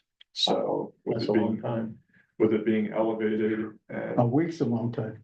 with it being elevated and a little larger, expected it'll take a little Yeah, longer. it's 500,000, isn't With its quarter. But the only good thing is it's not gonna be during winter. $250,000 in the air. You're gonna have, try to get it Yeah, done before 500,000 on the winter. ground, is that what it is? I hope. I believe Ooh, 'cause so. this I was winter- trying to remember, I hadn't heard the numbers in years, so I tend to forget. We also have to worry about the use of water in the neighborhood. Yeah, I was gonna ask that. How's it gonna work on showers? No, you, Or this will work. yeah. Be outside with a water hose. As a whole, you won't see any difference whatsoever. Yeah. You are, And a lot of this. Only at your house. You live at the end of the block, you don't get water. It's got, like I said, you have a GI shower. They work really good. Well, we do it in October, when Johnny and Felix and Eula and Patty aren't watering their grass anymore. So, Yeah. No, I mean, if we got, yes, the ones in this room have the most beautiful yards in the neighborhood. yeah. We do. well, that'd be hurt if we gotta shut it off. We, We can always grow it back. No, that. Only take another 10 years, but we can get it done. October is a good time because. the Yeah, it water is. usage Right, we goes don't down, use the it's water. still warm. Yeah, so If we don't use as much water during the latter part. can we get a motion to approve this to go out to bid? I make a motion that we put it back out out This is as a for the bid. elevated tank. Oh, I'm sorry. Yeah. Yeah, well, we don't have. a Motion choice. for the elevated tank to be resurfaced, painted, whatever the terminology is, Recoated. and then it'll be down for like 3 months. I don't need that part in there, but it make the. I make a motion that we Fix the Go ahead, elevated tank. Yeah, recoat the water tank. perfect. I'll second. We have anything to say? No, that's inside and out, right? Just out. Just Inside. Just Just inside. inside, yeah. Yeah, there'll be spot repairs on the outside Okay, okay. where the coating is blistering, but You got questions? No. Mm-mm. All those in favor? Aye. Aye. And just so you know, Royce and I are going on vacation for 3 months, so. Yeah. Oh, that ain't right, that ain't right. Good luck with the water. Well, I think somebody's smoking some wacky tobacco. There you go, John. Does not agree with that. Living contaminated air. Thank you very much, all. I appreciate it. Appreciate your help and your hard work. Of course, we do pay you for it. so. appreciate you guys' comments. Policy 2330 is compensation review board and request changes and possible action accepting a modified policy. And So last month, this is what the board had directed me to do, to change the 2330.6, and so that's the information that, and add 233.8.5, so those items have been changed or amended to the new policy as directed.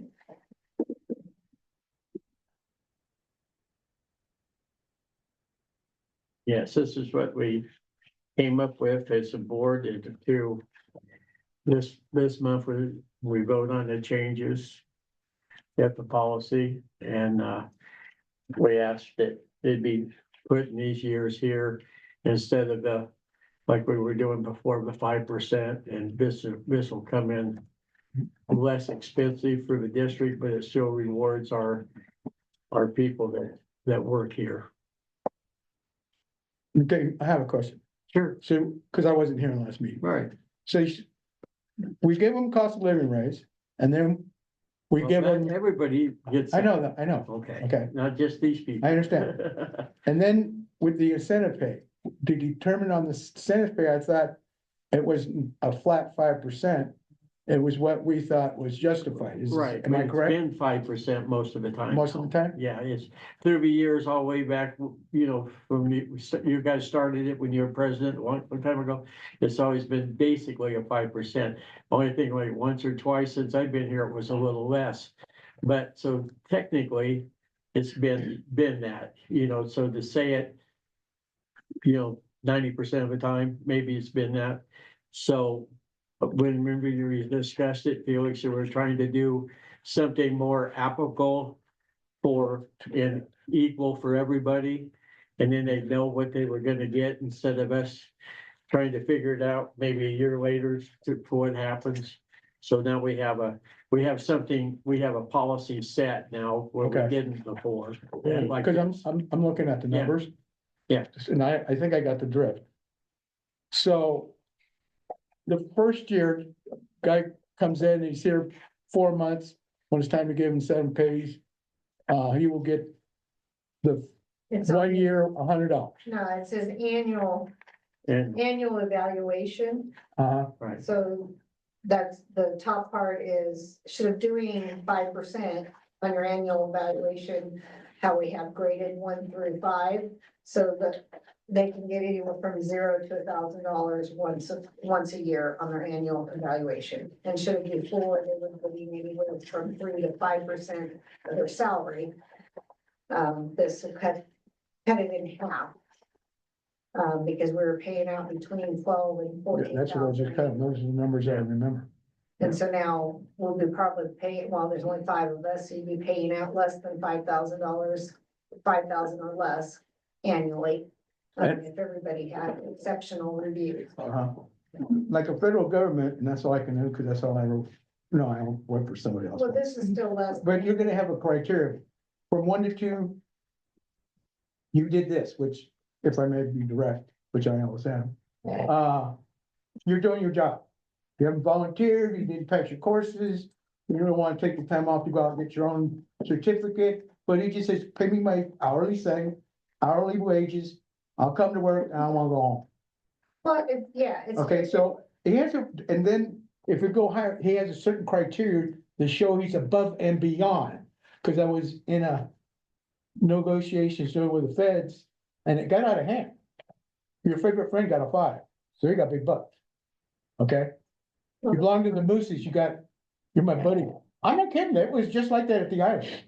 It was who you know, what clubs you were. Okay? And we finally got tired of it because it was costing the union money and was costing management a lot of money. So we negotiations up, the unions were on the board and management was on the board. And they had to interview both of us. And after the foreman had to be there to make the presentation, why did you give him 5? Well, we're gonna give him, I'm just making a number up, a $5,000 bonus. And he said, well, he came working, but that's in his job description. He's supposed to do that. So why are you giving him a 5? He's just doing his job. And we could have done, we used to have about 5,000 to 6,000 grievances every time evaluations come up every year. The first year we had 5. The second year we had 0. Because the guys knew and the management knew they weren't gonna get away with favoritism anymore. We follow the criteria that we agreed to, and you're gonna follow it. And if you do change it, you're gonna have to come to the board and explain why you did it. See? And that's, if you have the criteria, that's cool. That's what I'm asking. Yes. I always give examples. That's why I have to ask my questions. So we got the criteria for each point system, I guess you wanna call it. Right. Cool. That's why I'm like, good. That's what we discussed last month. And I apologize, that was. No problem. Now I I want agree with you you, 100%. Felix, I always want you to ask questions, okay? That's how, That never stopped me. no, we always want to ask questions because that's, Okay, sometimes you come up with something, that makes me think, wow. So, do I have a motion to approve this, yeah, right, Amended policy. yeah, the policy Mr. President, 2330. I will move to approve policy 2330 and the requested changes that we are now looking at. The modified policy. I motion to approve. I second. Ooh, That was a Anything mouthful. else, Felix? no, I You have agree with, anything else, Ms. On- Harris, This is good. Mrs. Johnson? no, I'm good. Okay, all those in favor say aye. I, Opposed, none. Thank you, Lori. Thank you. You're welcome. Thank you. Thank you, guys. That was good. Now, I think we're moving forward on, for saving money for the district, but also awarding our people for their jobs they do. I think it's a win-win for us. Okay, now we're gonna go to number 12, policy for 4080, director's compensation. Review and possible action modifying the current policy to clearly reflect both California Public Utility Code 16001-16003 and current HPUD policy. And that's, So this policy, the board, we're trying to clarify, director's compensation. Steve Gross has reviewed it and added, several different sections there, so that hopefully it's clear. The big thing is that I would bring out is the, directors may not receive compensation in any calendar year in the amount greater than the amount set forth in the budget. So another thing to think about when we're budgeting, in October, November, is whether any of you want to go to a conference or you have training, if it's one of those years where it's a 2 year, you have to have your 2 classes that we budget more than the $100 per class per month. We budget at $1,500 per director, or a budget at $2,000 per director, or $2,500 per director per year, so that you have the option to go to a conference if you'd like to, or if it's your year that you need your training, that you can get paid for both your classes because it's in the budget.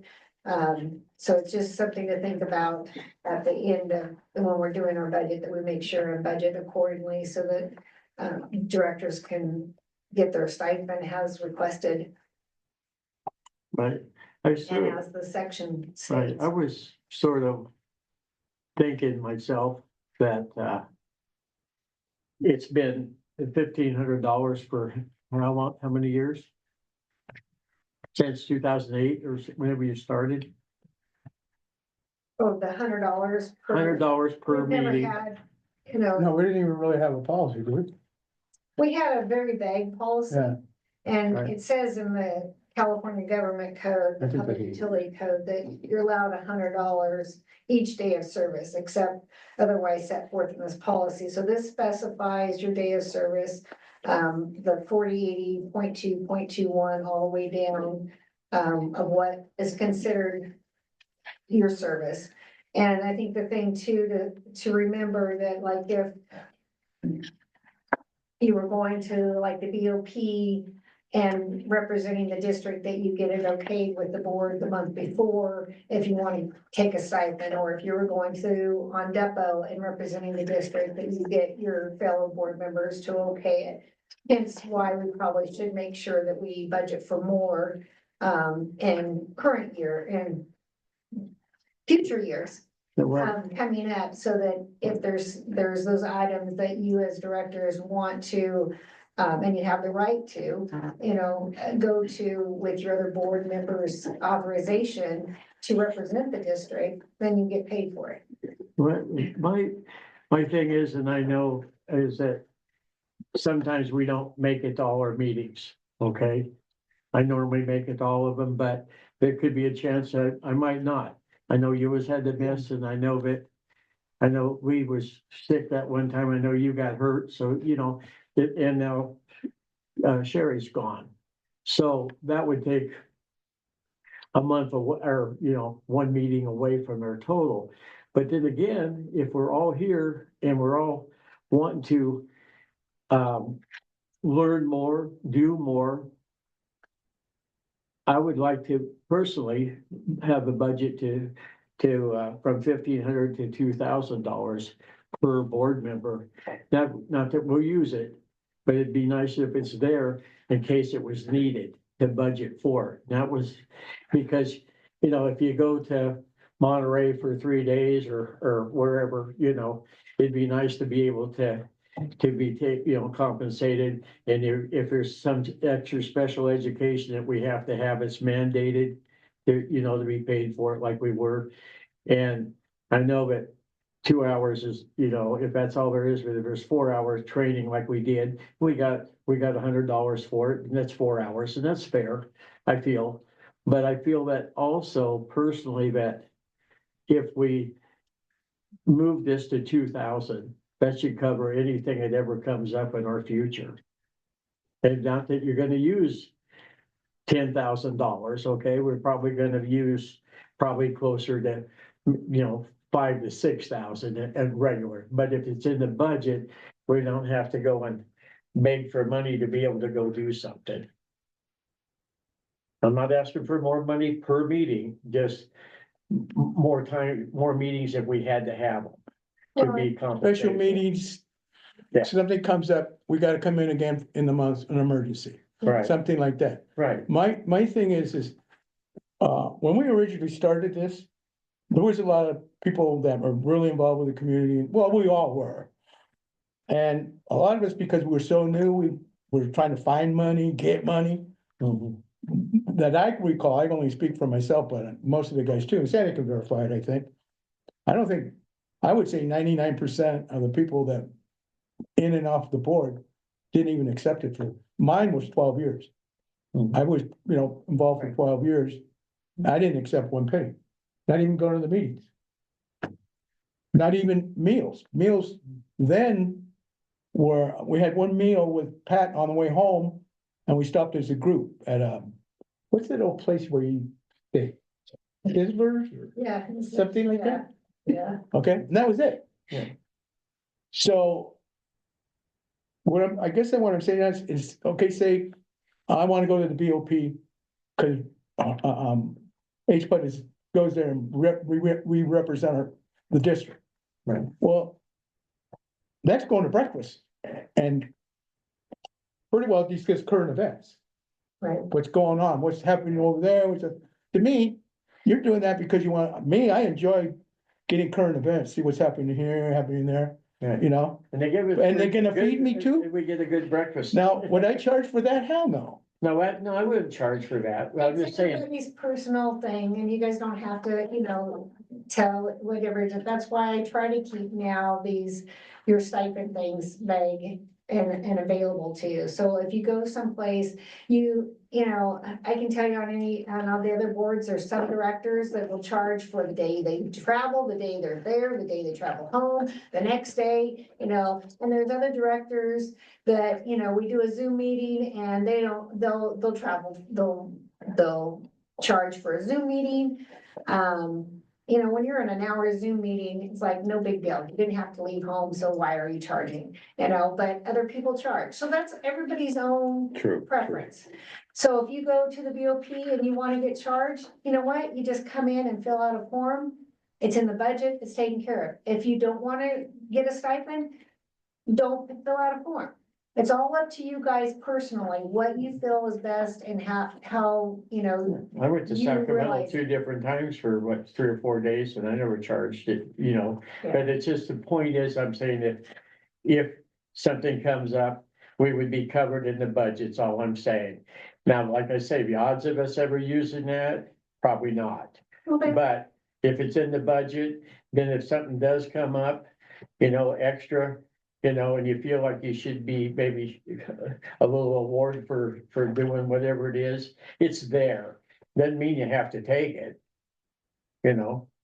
I was on there first, I never took it, then I did take it, and I've taken it ever since, okay? Just me personally. But that's a personal thing. Now, did I charge to go down there? No, I thought it was great. They paid for my hotel room, and I got food and everything. That was gonna be one question I was gonna ask. Did they pay for your lodging? Yeah. Yeah, Mhm. yeah.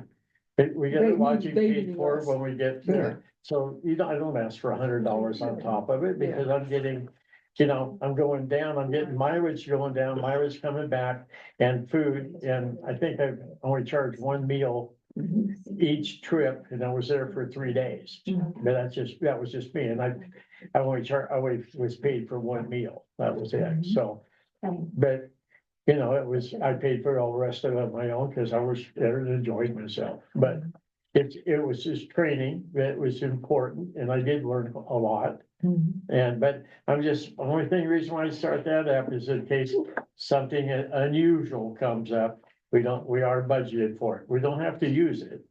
And probably never will use it. But if it's there and we have it in the budget, if we do run into that, of course, if Felix is gonna use extra to 1,500, I guess I can loan him some of mine. I don't need your money, bro. No, I'm talking about the budget, not out of my personal pocket. Policy and it specifies more out the Public Utilities Code, section 1600:01 and 1600:03, and then the only thing that supersedes that would be our budget. So it basically tells the code and then our budget. So that's what I'm saying. The only thing that hopefully that gives you guys all a better idea of what you can use and not use for your stipends, plus the fact that when we're budgeting, that we make make plans in October, November, if, for a long time, we didn't travel. And that's why I think I had the stipend for a long time at $1,000 or $1,200, and I bumped it up a couple of years ago to $1,500 in the budget. Because I figured, okay, a special meeting or your training or safety days or whatever. So it allowed you 3 extra days besides one a month. But, for a long, like I said, when we were doing COVID, nobody was going anywhere, but now that everything's open again, if we budget for it, then you're more than welcome to go to, other education and, I like going to these legislative ones when they discuss the laws and all that kind. To me, that's the most interesting one of them all. and that's in May. That's in May? Where are they gonna have it in May? It's always in May in Sacramento, because we just do the Sacramento Ledge Didn't Days. we just go to Sacramento? Huh? This coming May, we're gonna go. I just went in May, but it'll be every May. California Special Districts does it every May. Oh, okay. It's California Rule One. Where do you guys It go? used to go in February. Is that back to Sacramento or? Yeah, Legislation Days is in Sacramento, so they have a day of education plus a day of being able to lobby with your local Oh, okay. lobbyist. No, that's Sacramento. interesting. Yeah.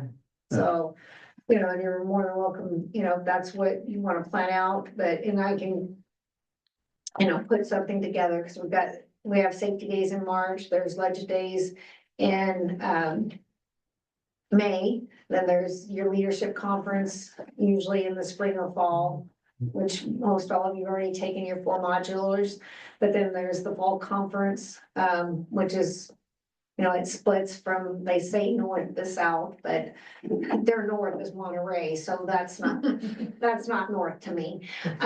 Anyway, Good place to have a conference. You so, stay at not the Hyatt, it's an Italian name. It's right on, back door goes to the wharf. no. Which one do you guys stay at? They stay at the, it's right there at the conference, it's the Portola, where the conference is, the conference. Okay, they got it upstairs. They do. On the motel is for this, and you go to like a mezzanine, and you can overlook the wharf. You're not on the wharf at all, in the conference area. No, but You you can can go walk through to that it. building, go left, there's a nice little place there. You take another corner and it leads you right in the back door, and you're right on the wharf. You're probably a mile from the wharf at the convention center. Okay, that's a different motel I'm thinking about. So, I mean, it's walkable and they've got great Oh, yeah. walks, but yeah, so. That's anyway, interesting. It's just something to think about. And what's up for discussion is whether we're approving the amended policy 4080 as reviewed by the attorney and discussion by the board. I think it's a good idea. Cause another reason? Eventually, there's gonna be a lot of new people coming in. You know what I mean? Okay. And they're gonna have to be well trained. I just say if we accept it as is with, instead of 15 to I agree. 2,000, then it covers everything that can come up, and like, in reality, there's been at least 3 people miss a meeting this year already, so that's $300, okay, off of it. So odds of us going over, 6,000 or, $5,000, 6 at the most with the extra training, but we have a cushion there in case something happened is all. That's what my only thought on it. I make a motion that we bump it up to $2,000 for training. So the discussion is to amend the policy, Oh, but is that an amendment? but Sure. I'll make sure that in October, October, November, reading the budget back, that we'll budget for $2,000 per Okay. director's request. Okay, is that good? Yeah. I say, Make a motion that we approve the policy. What is it? 4080 4080. I second it. director's compensation. That's the one you wanna call it? Yeah, Workman's compensation. See, I'm a quick learner. Director. director's compensation. I still made a mistake. Nobody heard it. Anybody gonna second that? Lee already Lee did. did. We did, okay. You always got something to say on it? No, I didn't. All those in favor? Aye. I, No opposed? 4 yeses. Thank you, everybody. Okay, we're just gonna go to vehicle replacement. And that's been a lot of work done on Sandy's part on that. Looking into it, investigating. I had a little bit of it with a couple of people that we talked to. We originally had looking at a 2020 Subaru with, I think it was 36,000 miles on it. Hello? And we made a budget not to exceed $30,000 to replace the director's vehicle or the vehicle, I don't know if it's called director, but the vehicle for going to classes and all this stuff. HPUD vehicle. Yeah, right. And we said 30,000, they came back with $30,850, and I told JR no. I said, it's, the budget is 30,000, now the dime over. And, well, I can't do it on that one there. I can't do it, you know. I said, well, think about it. And then he calls back about 20 minutes later, and now all of a sudden, he's got a 2022 Subaru with twice as many miles on it, which would be, that was a couple of years of our use. And I just said no. How many miles? It was 60-some odd thousand. They're only good to 87,000 miles. Huh? They're only good to 87,000 miles. The inner parts of it, because I just fixed elements. After you're close to 100,000 miles, the insides start leaking oil. And the consumption is called a consumption test. And no leaks or nothing, but every 2 weeks I had to put a quart of oil in. I couldn't figure out why. But she had an extra warranty to cover that. And what it is, it wears out part of the insides. So they have to, actually, it was a rebuilt motor. She got a rebuilt motor because she had that extra warranty, but they go off from anywhere from 85,000 miles to pretty damn close to 100,000 miles. So that would have been a bad deal. My sister's Super Outback. my sister-in-law's got 180,000 on hers, has never been touched on her Subaru. Nothing, other than brakes. You know, they do it, oil change every 3,000 miles, and, you know, it's just been a wonderful car. But that was, you know, we were trying to find something that was reliable, fairly good money. Anyhow, that was what they came up with.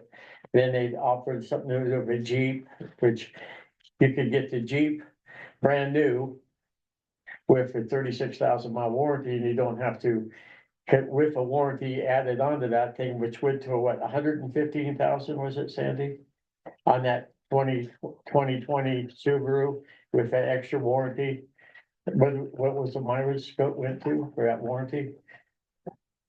Was, I Yeah, think it was 115 or something, I think. So, but 125. 125,000, they had a warranty with that.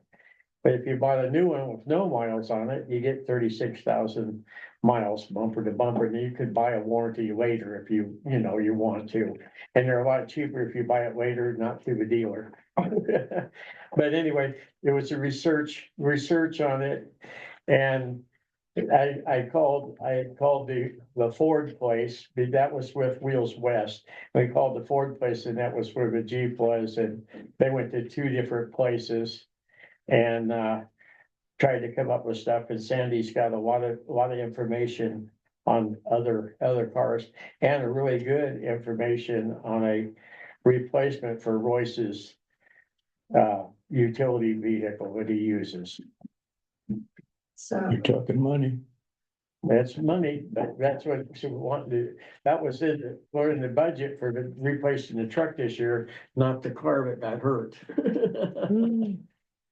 so there's 72,159 in our vehicle upgrades. And so when I was asked to look for a vehicle to replace the Equinox and was told that 30,000 or less, I did a bunch of stuff looking there, but then, you know, my priority or whatever, thinking about for Royce's truck, it needs to be refurbished or, an upgrade there, because our trucks are L8s and L9s.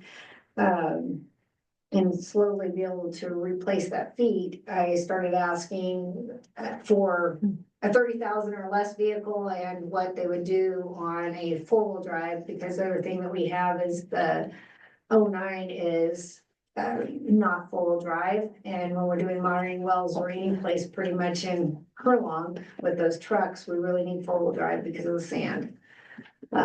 So trying to replace a four-wheel drive, 1 ton or 3/4 ton truck. Susanville Ford currently has a 2024 Ram 2500 crew cab four-wheel drive with the box on it. Out the door for 65,000. The Brandon, never been sold. it's brand new, never been used. The GMC dealer in Corwin GMC in Reno has a 2024 GMC for 57,000 out the door, but it doesn't have the box on it. And originally, that's what I was thinking, was getting a truck without the box and switching the box from the 09 onto the new one. But I think the cost difference between the two is about $7,000 or $8,000, and I think it's probably gonna cost us that to swap them. So I think really, They got the same measurements from is this a Ram that you're talking about? well, the GMC would be There's the a same. GMC, so they So might fit. they might fit. But the Ram, no, it Modification. wouldn't, you're right, Felix. But anyhow, with having that box, that's probably the better deal on it. And that's from Susanville Ford, because we had talked, I had asked the board whether they wanted local, if they wanted, US made, what we wanted to do. Director Kessler said she really wanted to make sure there were warranties on everything, and that's when the board directed me for a 30,000 or less, with a warranty. So, really looking around, the best deal is at Susanville Ford for that 2025 Jeep Compass out the door. Is like 30,500 with all the factory warranties, and it's brand new, and it's white, and you guys could use it for your education, or when the guys go to California Water. Sherry and Brianna have the leadership conference in the fall in Reading. So they'd be available, and then they've got the Ram truck there. Corwin GMC in Reno has 3 vehicles that we could pick up that are used for under 30,000, sticking with that. And they have the GMC truck, a 2024 GMC truck for 57. What years the used ones, utility ones, and mileage? Should be at the back here.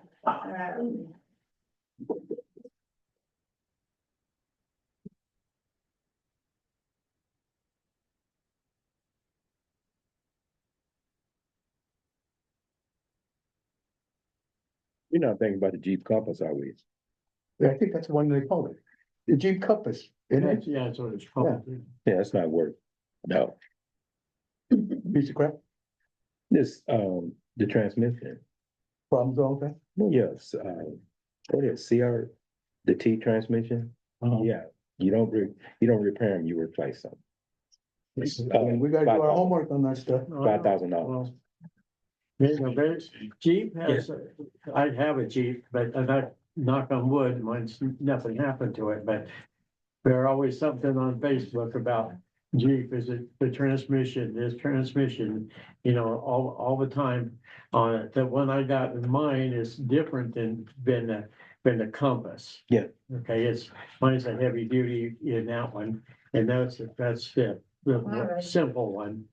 My mother-in-law and myself have an older Jeep Grand Cherokee, and my mother-in-law's ran it up and down dirt roads. Yeah, we have, 200,000 to Grand Cherokee's a 300,000. different rig though. Yeah, it is. Wow. It's probably different guts, we end up going to a cheap person, this makes them cheaper, but the quality and is not as good, and the steel is not as good, there's all kinds of reasons now. So this, the Blazer is a 23, and I think the other one at Corin is a 23 too.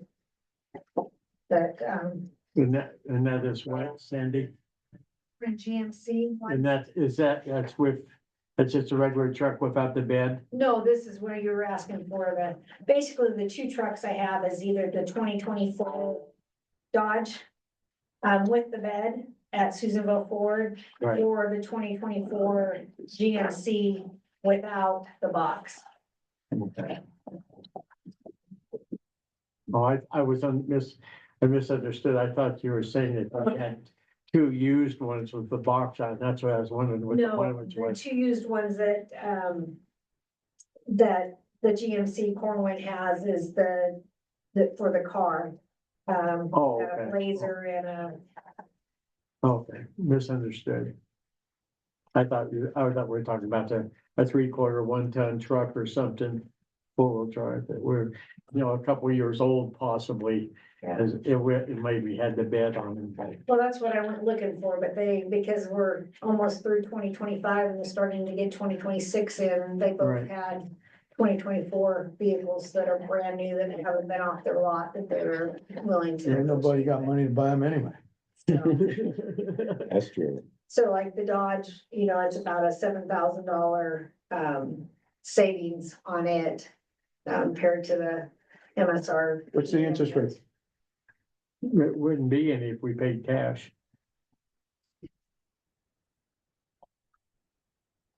Forgot. Interest rates. I always look at interest rates. Now, can we make a comment on all this? Well, of course.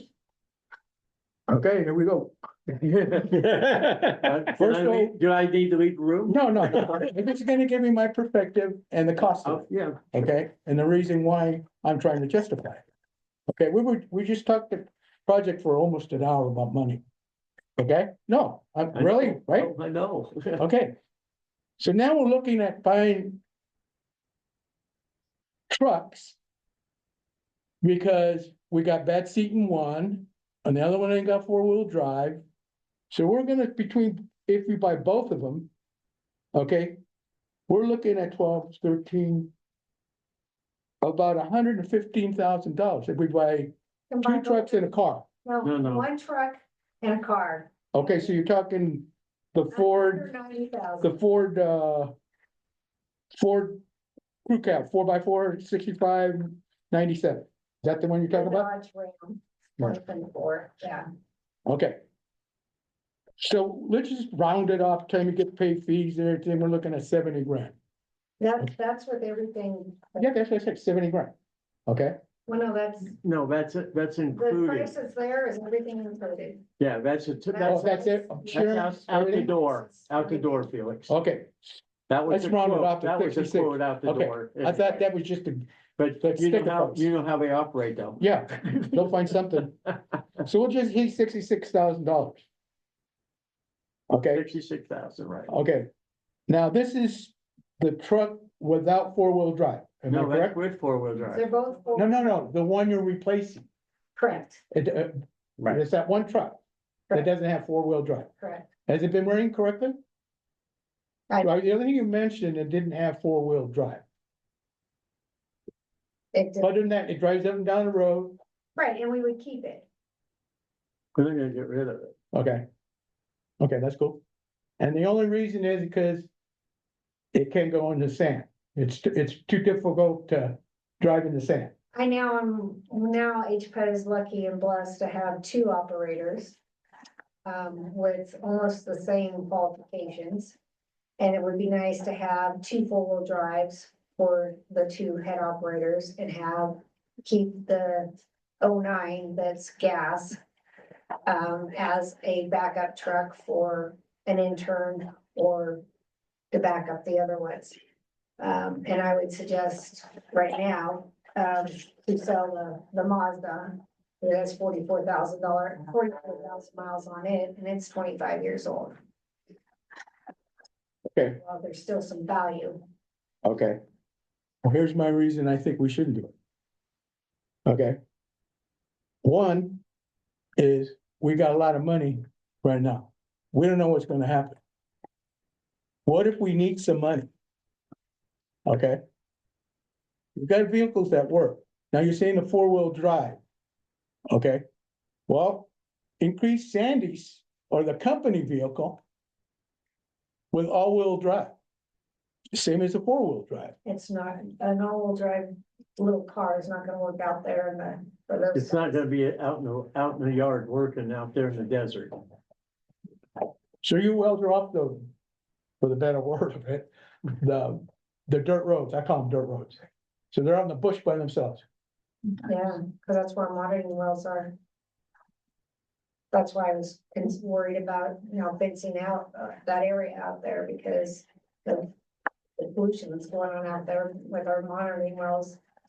Yeah. What's the hump from the roadway to the wells? What's the hump? Excuse me. How far What to is the walk? distance to the well from the road? Is it 2 miles, 5 miles? That whole 640 acres is out there around the plant. They're in that with a full drive. And are they accessible from the dirt roads? No, So they're way out in the bush. well, they are, we try to keep them that way so people aren't messing with them and they're locked. But none of that's fenced. Well, I just gotta do this. Logic to me is we got money out, we're in a gray area right now. And if we're thinking about going to buy vehicles next week, whenever, tomorrow, once we give the approval, I don't think we should be spending any money at all until we get the most important part done and have a solution. We don't know when we're gonna need it. It isn't a necessity. It's something that we want. It's difficult to get there, okay? We have but one four-wheel drive. On the other flip of the coin, the money that's in the budget has already been budgeted for the new truck for this year. That part was budgeted, okay? So it's in a budget, so it's separate money from the $500,000. I understand that Okay, part, all right. well, but I'm just- saying, what if there's an just- emergency and we need money? We can borrow the money from that revenue that we've got, you said we budgeted for, but we have it available for an emergency to get what the most important thing is monitoring up our sewage plant. Right now, we should be saving every nickel and dime we can until we find the most important project we got going on. The automobiles are working, a little difficult. Okay, I'm not gonna admit it must be tough to drive in the sand. But right now, this is our priority right here. This board should think nothing but preparing to find a solution to get that plant squared away. We should save everything. You can buy a truck 2 months from now. You might have it all done in 2 months. I'm just, you're gonna try as fast as you can. Hopefully, it's a short period of time. But we don't need to approve this and start spending money until we have a solution from this man. That's my opinion. Now, Sandy, I understand. You need a car. Again, you need a car. And 30,000 is to me, right, that, it's tough. But I know you're driving your own vehicle and stuff. And you should have something very dependable. That I'm gonna agree with, because you're on the move. So that one I can see what, but it's not $66,000. But I'll be honest with you, Sandy, I'd say wait for you too. You can So get back and forth. We got money from the Equinox back, and like I said, we've got money in reserve, so there's money in there that help replenish those reserves from the Equinox. I understand it, but right now, we should not be spending money. These are luxuries that we have been doing now since the got in the accident. What's wrong with waiting another 6 months until we get an answer for the most important project we have? The most important project we got. If something happens and we need money, okay, we know we can borrow from each fund, but if we need it, it's available. That's the best business decision. That's our best decision as a board, to save the money in case we need it, to make sure the plant gets up to standards. That's my opinion. water sewer first. And so, and that's what we're here for, is water and sewer. But you still got to have a vehicle to do it with, and I don't know what condition those. Yeah, We there wasn't have, a well, problem. at the moment you have Royce in the diesel, is that correct?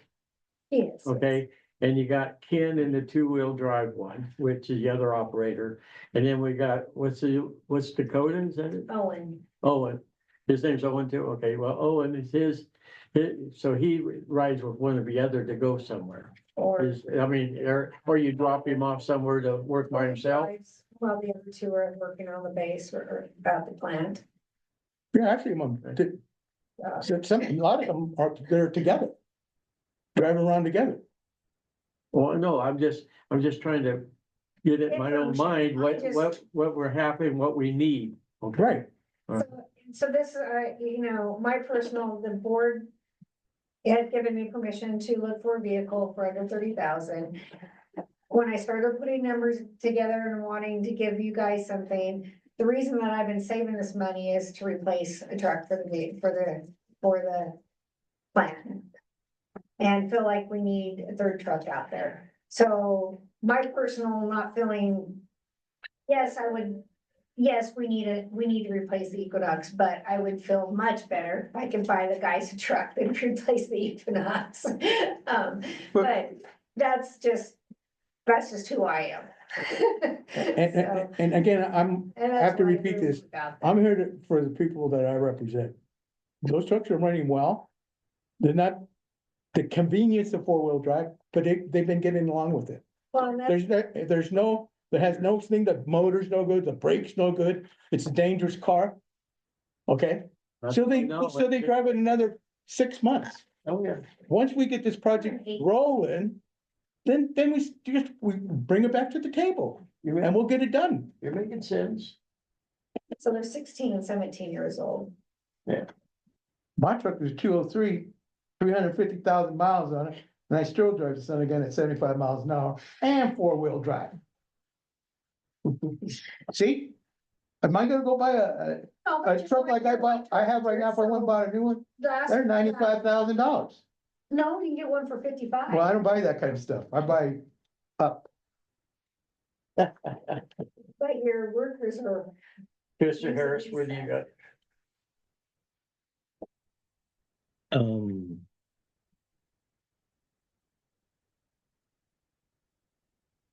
I will pass. This Johnson, I'm thinking about with Mr. Owen over there, getting ready to fast track and get us some answers on the number one project that Felix is talking about. That if we table buying the truck until after he gets his information and brings it back to the board next month, that we could possibly look at purchasing the truck again, but yet go ahead and get what we need to replace for the office for Sandy to drive a decent vehicle. That's what I feel about that. okay,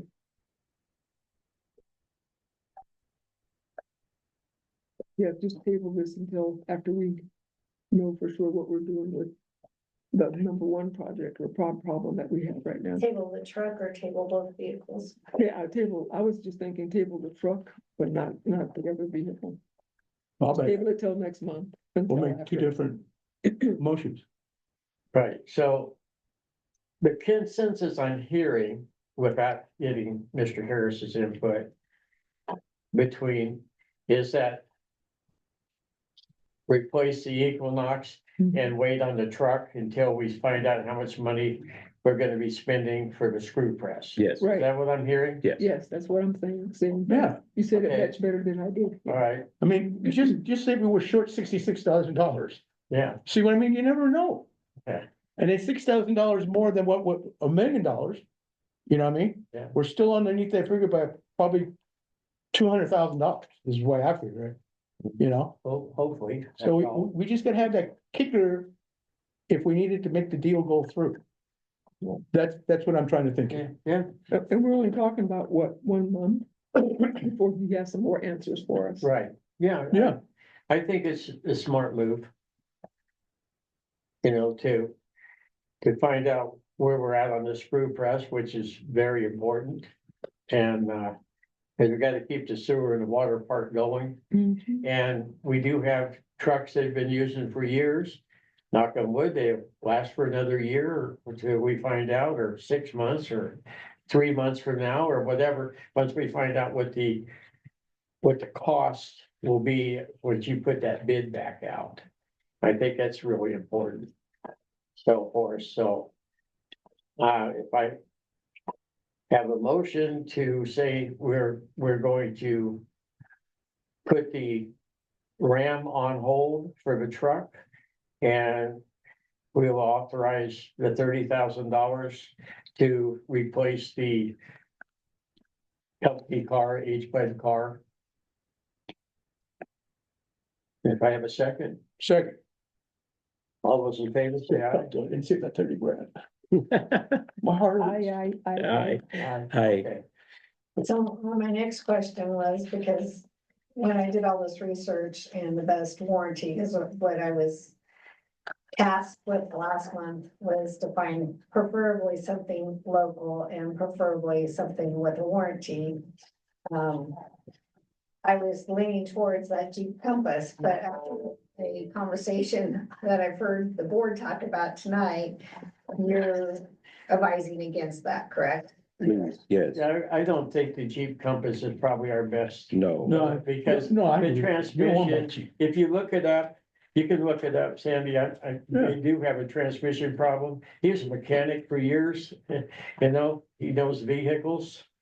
That was what Lee did for. Where's your knowledge in, right there, you just said it. Well, that's what I'm That's good saying. for me. That He was knows, what I that's good. was- With the information that was given last month Right, and bringing all this together, I was leaning towards the Jeep Compass because Right, it was right. new and had warranties and was local. But right. then what I'm hearing tonight is Yeah. that that's not a good vehicle. Yeah. And to keep looking. So. May I ask a question? I have one Go ahead. question first. Her and I both have beat our head against the wall on this 30,000. It seems like we always come up with 31 or 32. Is the board willing to go a little extra if we find the right vehicle? That's what I was gonna That bring was the up. question. Now, I have two questions. You allocated $30,000. Am I correct? Sandy, we got a check the last time we talked, man, a year ago, I think it is. We got the payoff on the Equinox. What was it, 7,000 or 11,000? I think when it all got said and done, it was like 9,680. Now, look how nice I am. Authorize the $30,000 out of the account. The 9,000, you can't count it from that because that was a reimbursement. So your budget should be $39,000 under that. So make sure you got a good bill you can trust and that it's dependable that it's gonna last hopefully Another even after 15 you years. retire. Now, I think that's fair. Do you guys think it's fair? Because it was already our money. It was paid for. Right, Right. it was depreciated out. Yeah. So basically, we were lucky we even got any money back. We met that small criteria, That's true. you know what I'm saying? So you can't count something that we already have. You're gonna get allocated. And that's all you do, but you utilize what was already ours. Okay. Does that make sense? Yes. So, I have a question. yes. Please. Is it inappropriate to have Mr. Harris here, who has all this mechanical background knowledge, to go shopping with Sandy? So if. Yeah, if Mr. she- Harris, do you want to go for rides and look at cars? If she's shopping, Here's where you get your information from, carcomplaint.com. carcomplaint.com. And look at it and they'll give you what's going on with the car, how often it breaks down. You got the stats on that, carcomplaint.com. Okay, good to know. Okay, Carcomplaint.com. so you said, well, Lee, you said this. I need to. This is what they're having problems with. it explained. Stay away. Yeah, it's almost like, what a card. I forgot the digest.com, but this is free. Go on your computer. It tells you all the problems that it's having. Okay, then. We made a motion, we approved to not have the truck, but do a car or SUV, We're tabling the truck until SUV. later. And so we need to approve 30,000 plus the money from the Equinox to purchase a vehicle. A company vehicle. Right. Okay. That's it.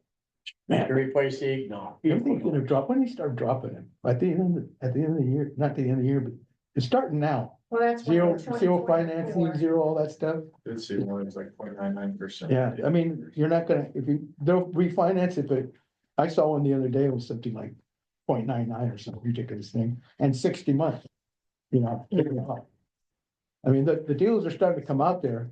Okay, so wait, do we have the motion, Felix? Okay. Is that your motion? Yes, that's my motion. And what is that? Yeah. The 30 plus the Equinox. Yeah, Right, that's what I was saying, yeah. Okay, so are you, one's a first, one's a second? I'll second, all those in favor say aye. Aye. And all, no opposed.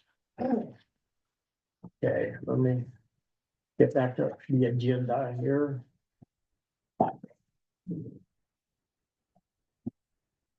Okay, here we go, negotiate. written correspondence, information only, Cindy, please, or, So I just attached the little information thank from, you. our new Colonel Kumar. Great. He'll be with us for the next 2 years. Plum Alpha's e-news, and then, some news on the frontier. NIFRs are a reporting factor in the FEMA. We have to be switched over between, October and November, so that's just a whole nother thing that Brianna and office staff we're dealing with. We usually do our reports in the emergency reporting system, and then we upload them into FEMA. And now, emergency, it's a different way, so the FEMA wants a whole other that we're dealing with. So we just got that. And that's about the one thing I got on there. Unless you got questions or comments regarding that, and then moving on to the next agenda item. Board to appoint a negotiator for labor negotiations with the GM per the Brown Act, Government Code Section 54957-6. Possible action to appoint a board member to the negotiator for the GM contract. So What happened?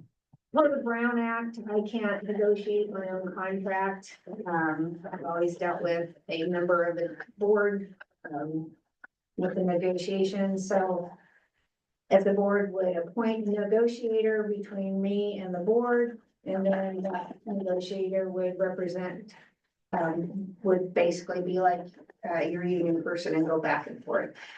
So tonight, according to the Brown Act, you guys appoint a negotiator, and then in a closed session, you guys can go over information, and then next month, we can have that in a public forum that you guys can vote on the contract as negotiated. Who's gonna write up the contract? The contract, has already been written and approved by our general counsel. And it's basically the last contract with. What you had before? Correct. And so,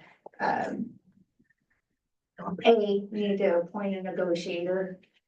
And then you guys can go into closed session and visit without any of us around, and, because next month, the hope would be to approve the contract in open session, and then it would be public knowledge. But until that time, it's all closed session and not just like in the union, you can't talk about it till it's Okay. signed. I have a question, if I may. Have you seen the contract? Have you read the contract? I know most of it, yes. No, that's not what I asked. Do you know the contract? I know the contract. Have you seen the contract? No. Mr. Harris, have you seen the contract? No. And I'd like to go ahead and make a comment on that. Due to the fact that our board chairperson, of course, talks to our manager probably on a regular basis, which, you know, chairperson normally does talk to the CEO or whoever's in charge on a regular basis.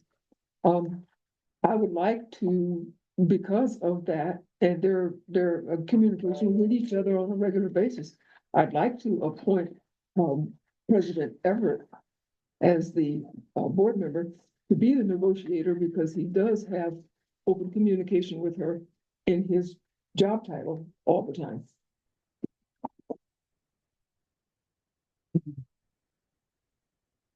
I have a problem. I'd like to see the contract. So Felix, in closed session, you can see the contract tonight. I have it here. You just Yeah. can't take it with you. You guys can review it. And then next month, with all the changes, then like I said, it'll be public notice and everybody can see it. But it cannot, in negotiations, it cannot be, it has to be closed session. Right. So you guys, So we have to have a closed session tonight? Yes, Yeah. that's on your agenda. Yes. yeah, it's For on you the guys to agenda. have a closed session on your own. Yeah, for us, yeah, then that's when we'll read actual contract. I know what's part of what's in it, but I've never really read it. But I know the substance of it because it's similar to what we negotiated 5 years ago. With a couple of changes, and that's what we'll bring up and we discuss as a board.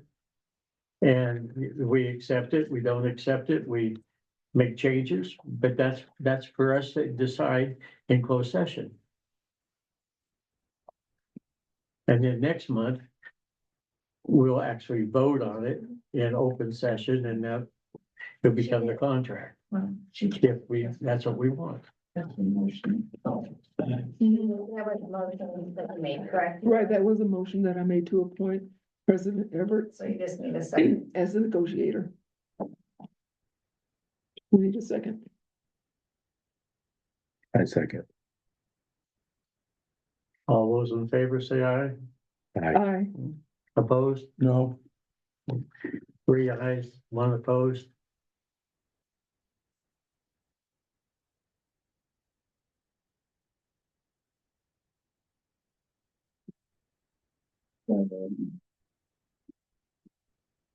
The GM report. And our direct GM report and director group updates, and then you guys can do your closed session while we have public hearing. That motion passed, by the way. You might want to make that clear. What? That motion passed. So Yeah. Did you make that clear? Did you, yeah,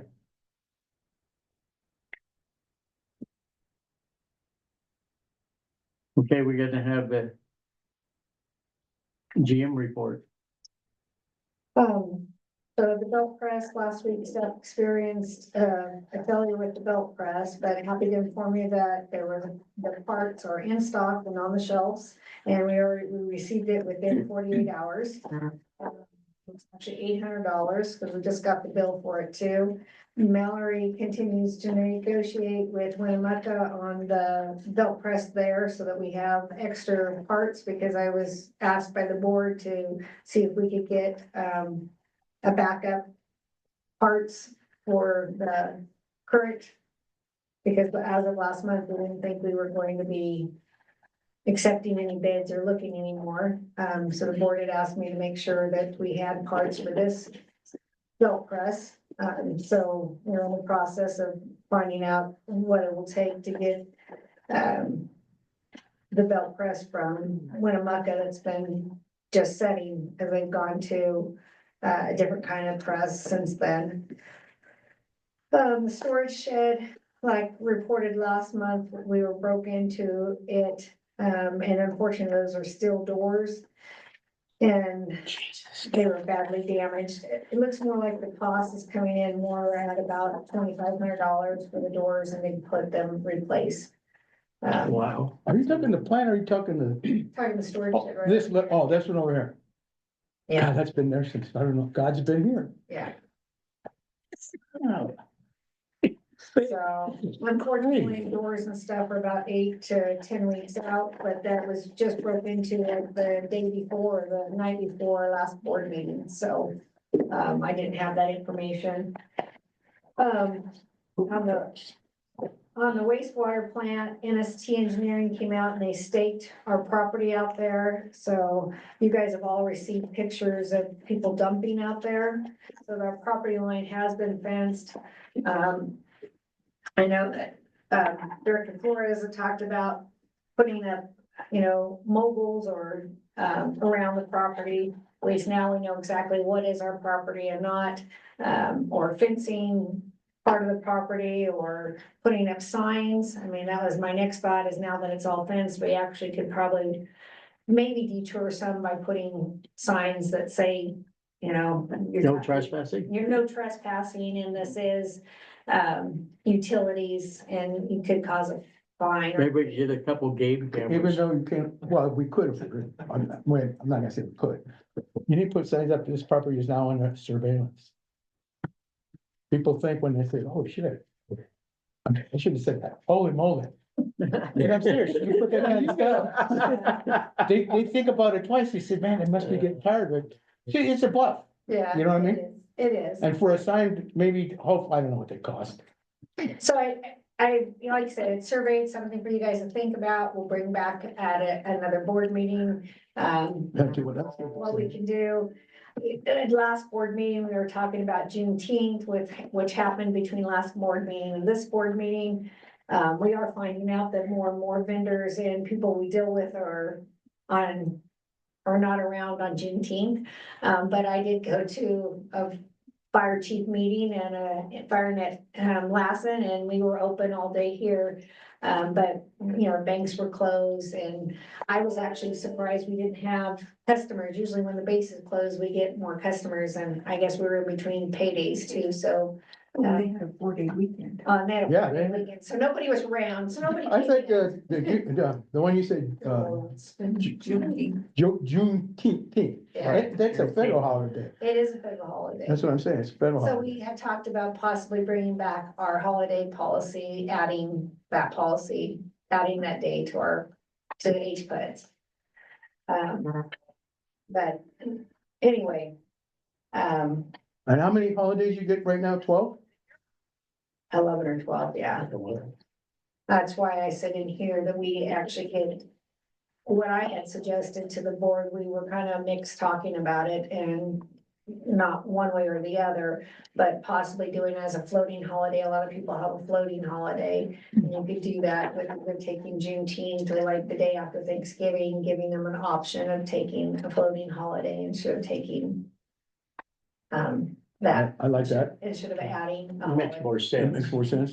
Instead of adding a day, anyway, so, and then Sunday, I will be up in North Tahoe for the GM conference, and I have a meeting with the gal on the grant monies. So I'll be out of the office Sunday through Tuesday morning. And then I put in here a flyer for the CSDA conference, fall conference. The early bird. I think in the budget, we have enough for at least one person to attend, if anybody wanted to attend in Monterey. It's a 3-day conference and, the early bird, you need to know by July 25th to save $100 off of registration, and then, the hotels down there are a little pricey. I think they're between $300 and $400 a night, and probably cost it just. Can I have 2 at least 3 rooms? nights. At least You want a 3 suite. nights, because you've got Monday. Don't you give us a discount because if we're, We do get a yeah, discount, that's what I thought. but that's the discount, That's with the discount, $300. so, Wow. That's so expensive. It's unbelievable. well, anyway, like I said, I think we have it in the budget if a person would like to go, and so it'd be Monday through Thursday, so Monday night, The conference actually starts Tuesday morning, Wednesday, and then half a day on Thursday. So it'd be Monday night, Tuesday night, and Wednesday night. So it'd be 3 nights in Monterey. And driving down there. God, the traffic. So Yeah. if any of you would like to go, please let me know before. And do you have 25th. I don't know what you want to call, all the classes, what, I mean, are You they, can get online on CSDA because you've got your login and you can look up those classes. does it cover everything or is It it? does cover a lot because there's a lot, because there's. In each time period, there's probably 4 different classes, so 2.5 days of classes. There's a lot of information down there. It's always a good conference. I think you went several years ago, Yeah, I think I did. I so. went with the. And this year it's on North, I know, so we can all go. Last year was in Palm Springs, which gets a little spinny and crazy for us to try to get there. Okay, But if any one of the board or any of the board would like to go, please let me know so we can get you registered before July 27th. And that's all I have. Brings you to director's updates and closed session. Okay, we got director's updates, Felix, I got none. Mr. Harris, I'm good. Mrs. Johnson. No, we don't have anything Nothing, for the nothing with board. nothing with the. Well, your auxiliary, auxiliary. well, I won't be actually, here. I can't remember when our next meeting is, but there's been how can I put this? A community member outside of our district. I'm just gonna throw this out there because it's something we're gonna be talking about at our next meeting, I suspect. A community member suggested that even though they're outside of our district, that they would like to be a board member or the auxiliary just because they may end up responding to help us. We may end up responding to help them in order for us to be out there in the field to help everyone who comes in. She thought that people from Doyle, from Milford, from Our general area. yeah, our general area Yeah. should be able to be an auxiliary member. And I'll be bringing that up at our next auxiliary meeting to see if we think that might not be a good idea. Because this lady told me that when there were the fires were here and there were a lot of firefighters out there from everywhere. She and her mother made all kinds of food right out of their own pockets and took to the people that were firefighters because that was the right thing to do. Yeah. So she sounds like she would be an excellent auxiliary Be a member for great us. helper. Yeah, yeah. Is there rules that you can't be out of a It would district to have to help? be part of their bylaws. Yeah, we have to adjust. Does the bylaws cover that? I think our bylaws are still in the process, if I'm not Right, they mistaken. are, but Yeah. in what we have as a current set of bylaws that we're reforming, Yeah, it does say that they have to be a member of the district, so we can Modify modify it, Yeah. yes, absolutely. right, something in terminology, anyone who wants to participate. because it's Usually about, participate, what, those kind of words? Right, it's They're about, willing to help you cook and get organized and stuff, yeah, yeah. and maybe. I'd suck them right in. Be- Yeah. Yeah, You that's wanna about, help? yeah, Please. just be, yeah, exactly, yeah. Governing body versus board members, yeah. Yeah. So I know I'm not a board member. But I don't know how many of you read the newsletters that come out every month Yeah. that I work diligently on. Oh, yeah, Such a great job. yeah, beautiful. Yeah. The backflow. I'm hoping that this particular, I left, newsletters for everybody to look at in case you don't. It's under the, for you. You picked it up right here, right? Well, I picked up Shirley's. I gave each one of you one. No, you picked it up, I had it right here. Oh, you had it. Okay, fine. No, okay, I apologize, I'll look for it. No, you're good. Anyway, it just deals with, how people can do connections where they do a backflow valve to protect their drinking water. Because a lot of people will use fertilizer that is connected to their water hose, you know, Okay. or for chemicals in their swimming pools and things. So I just wanted to make the board aware that we were educating the community. So this is part of our due diligence on our cross connection plan too with the state is educating the community. So that is our first strive at trying to educate the community on, don't leave we have at our meters, have a check valve, and so it's not going back into our system, but you folks at home don't have that little valve that's $7-8 that you can pick up on Amazon or Home Depot or Walmart, whatever. Saves you if you're out just laying a hose out, that if you forget and it sucks it back in, your fertilizer, that's actually coming back into your household. If you have a pool and you leave it in, it's sucking that chlorine and bacteria back into your household. So by having a check valve on your outside faucets is a wise decision, and it also helps keep your water inside your home clean. Because I can only guarantee your water to your meter. I can't guarantee your water past your meter. So that is letting each homeowner know that this is how they guarantee clean drinking water in their home. Thank you for the tip. You're welcome. So it's okay with you, and I know it's being late. I don't have anything for this here, so. Director's update's over. We're gonna close the meeting at 8:10. Well, yeah, 8:10 for regular meeting. We're gonna go to closed session. I'd like to have 5 minutes. I need to use the restroom. We'll be right back. See everybody next month. Nice seeing you, Okay, Gary. nice seeing you. Okay, take it easy. Did that kid get a hold of you? He never called me. He said, I'm so busy, tell Patty I'll get to her. Well, because I already got my nephew to help me. When you're Did done, you? just hand them back to Okay. Felix. Yeah, Felix, hand them Because back to I Johnny. wasn't getting any, I had to drag a hose Barb. around and change it every 5 minutes. I told him that you needed that done because you were having to water my hair. Yeah. So determination I got when I asked you for the reg, He had Yeah. 2 projects going why I on. didn't get. Okay, well, But tell him I'll thank you. if I take them in the same day, you only can. One charge guy building. one time. stuff, But they were in and then different days, somebody I remodeled can their charge for each bathroom. day. Yes, It's up yeah. to Yeah. you. I have to get somebody because there's no way I could water to, my bill.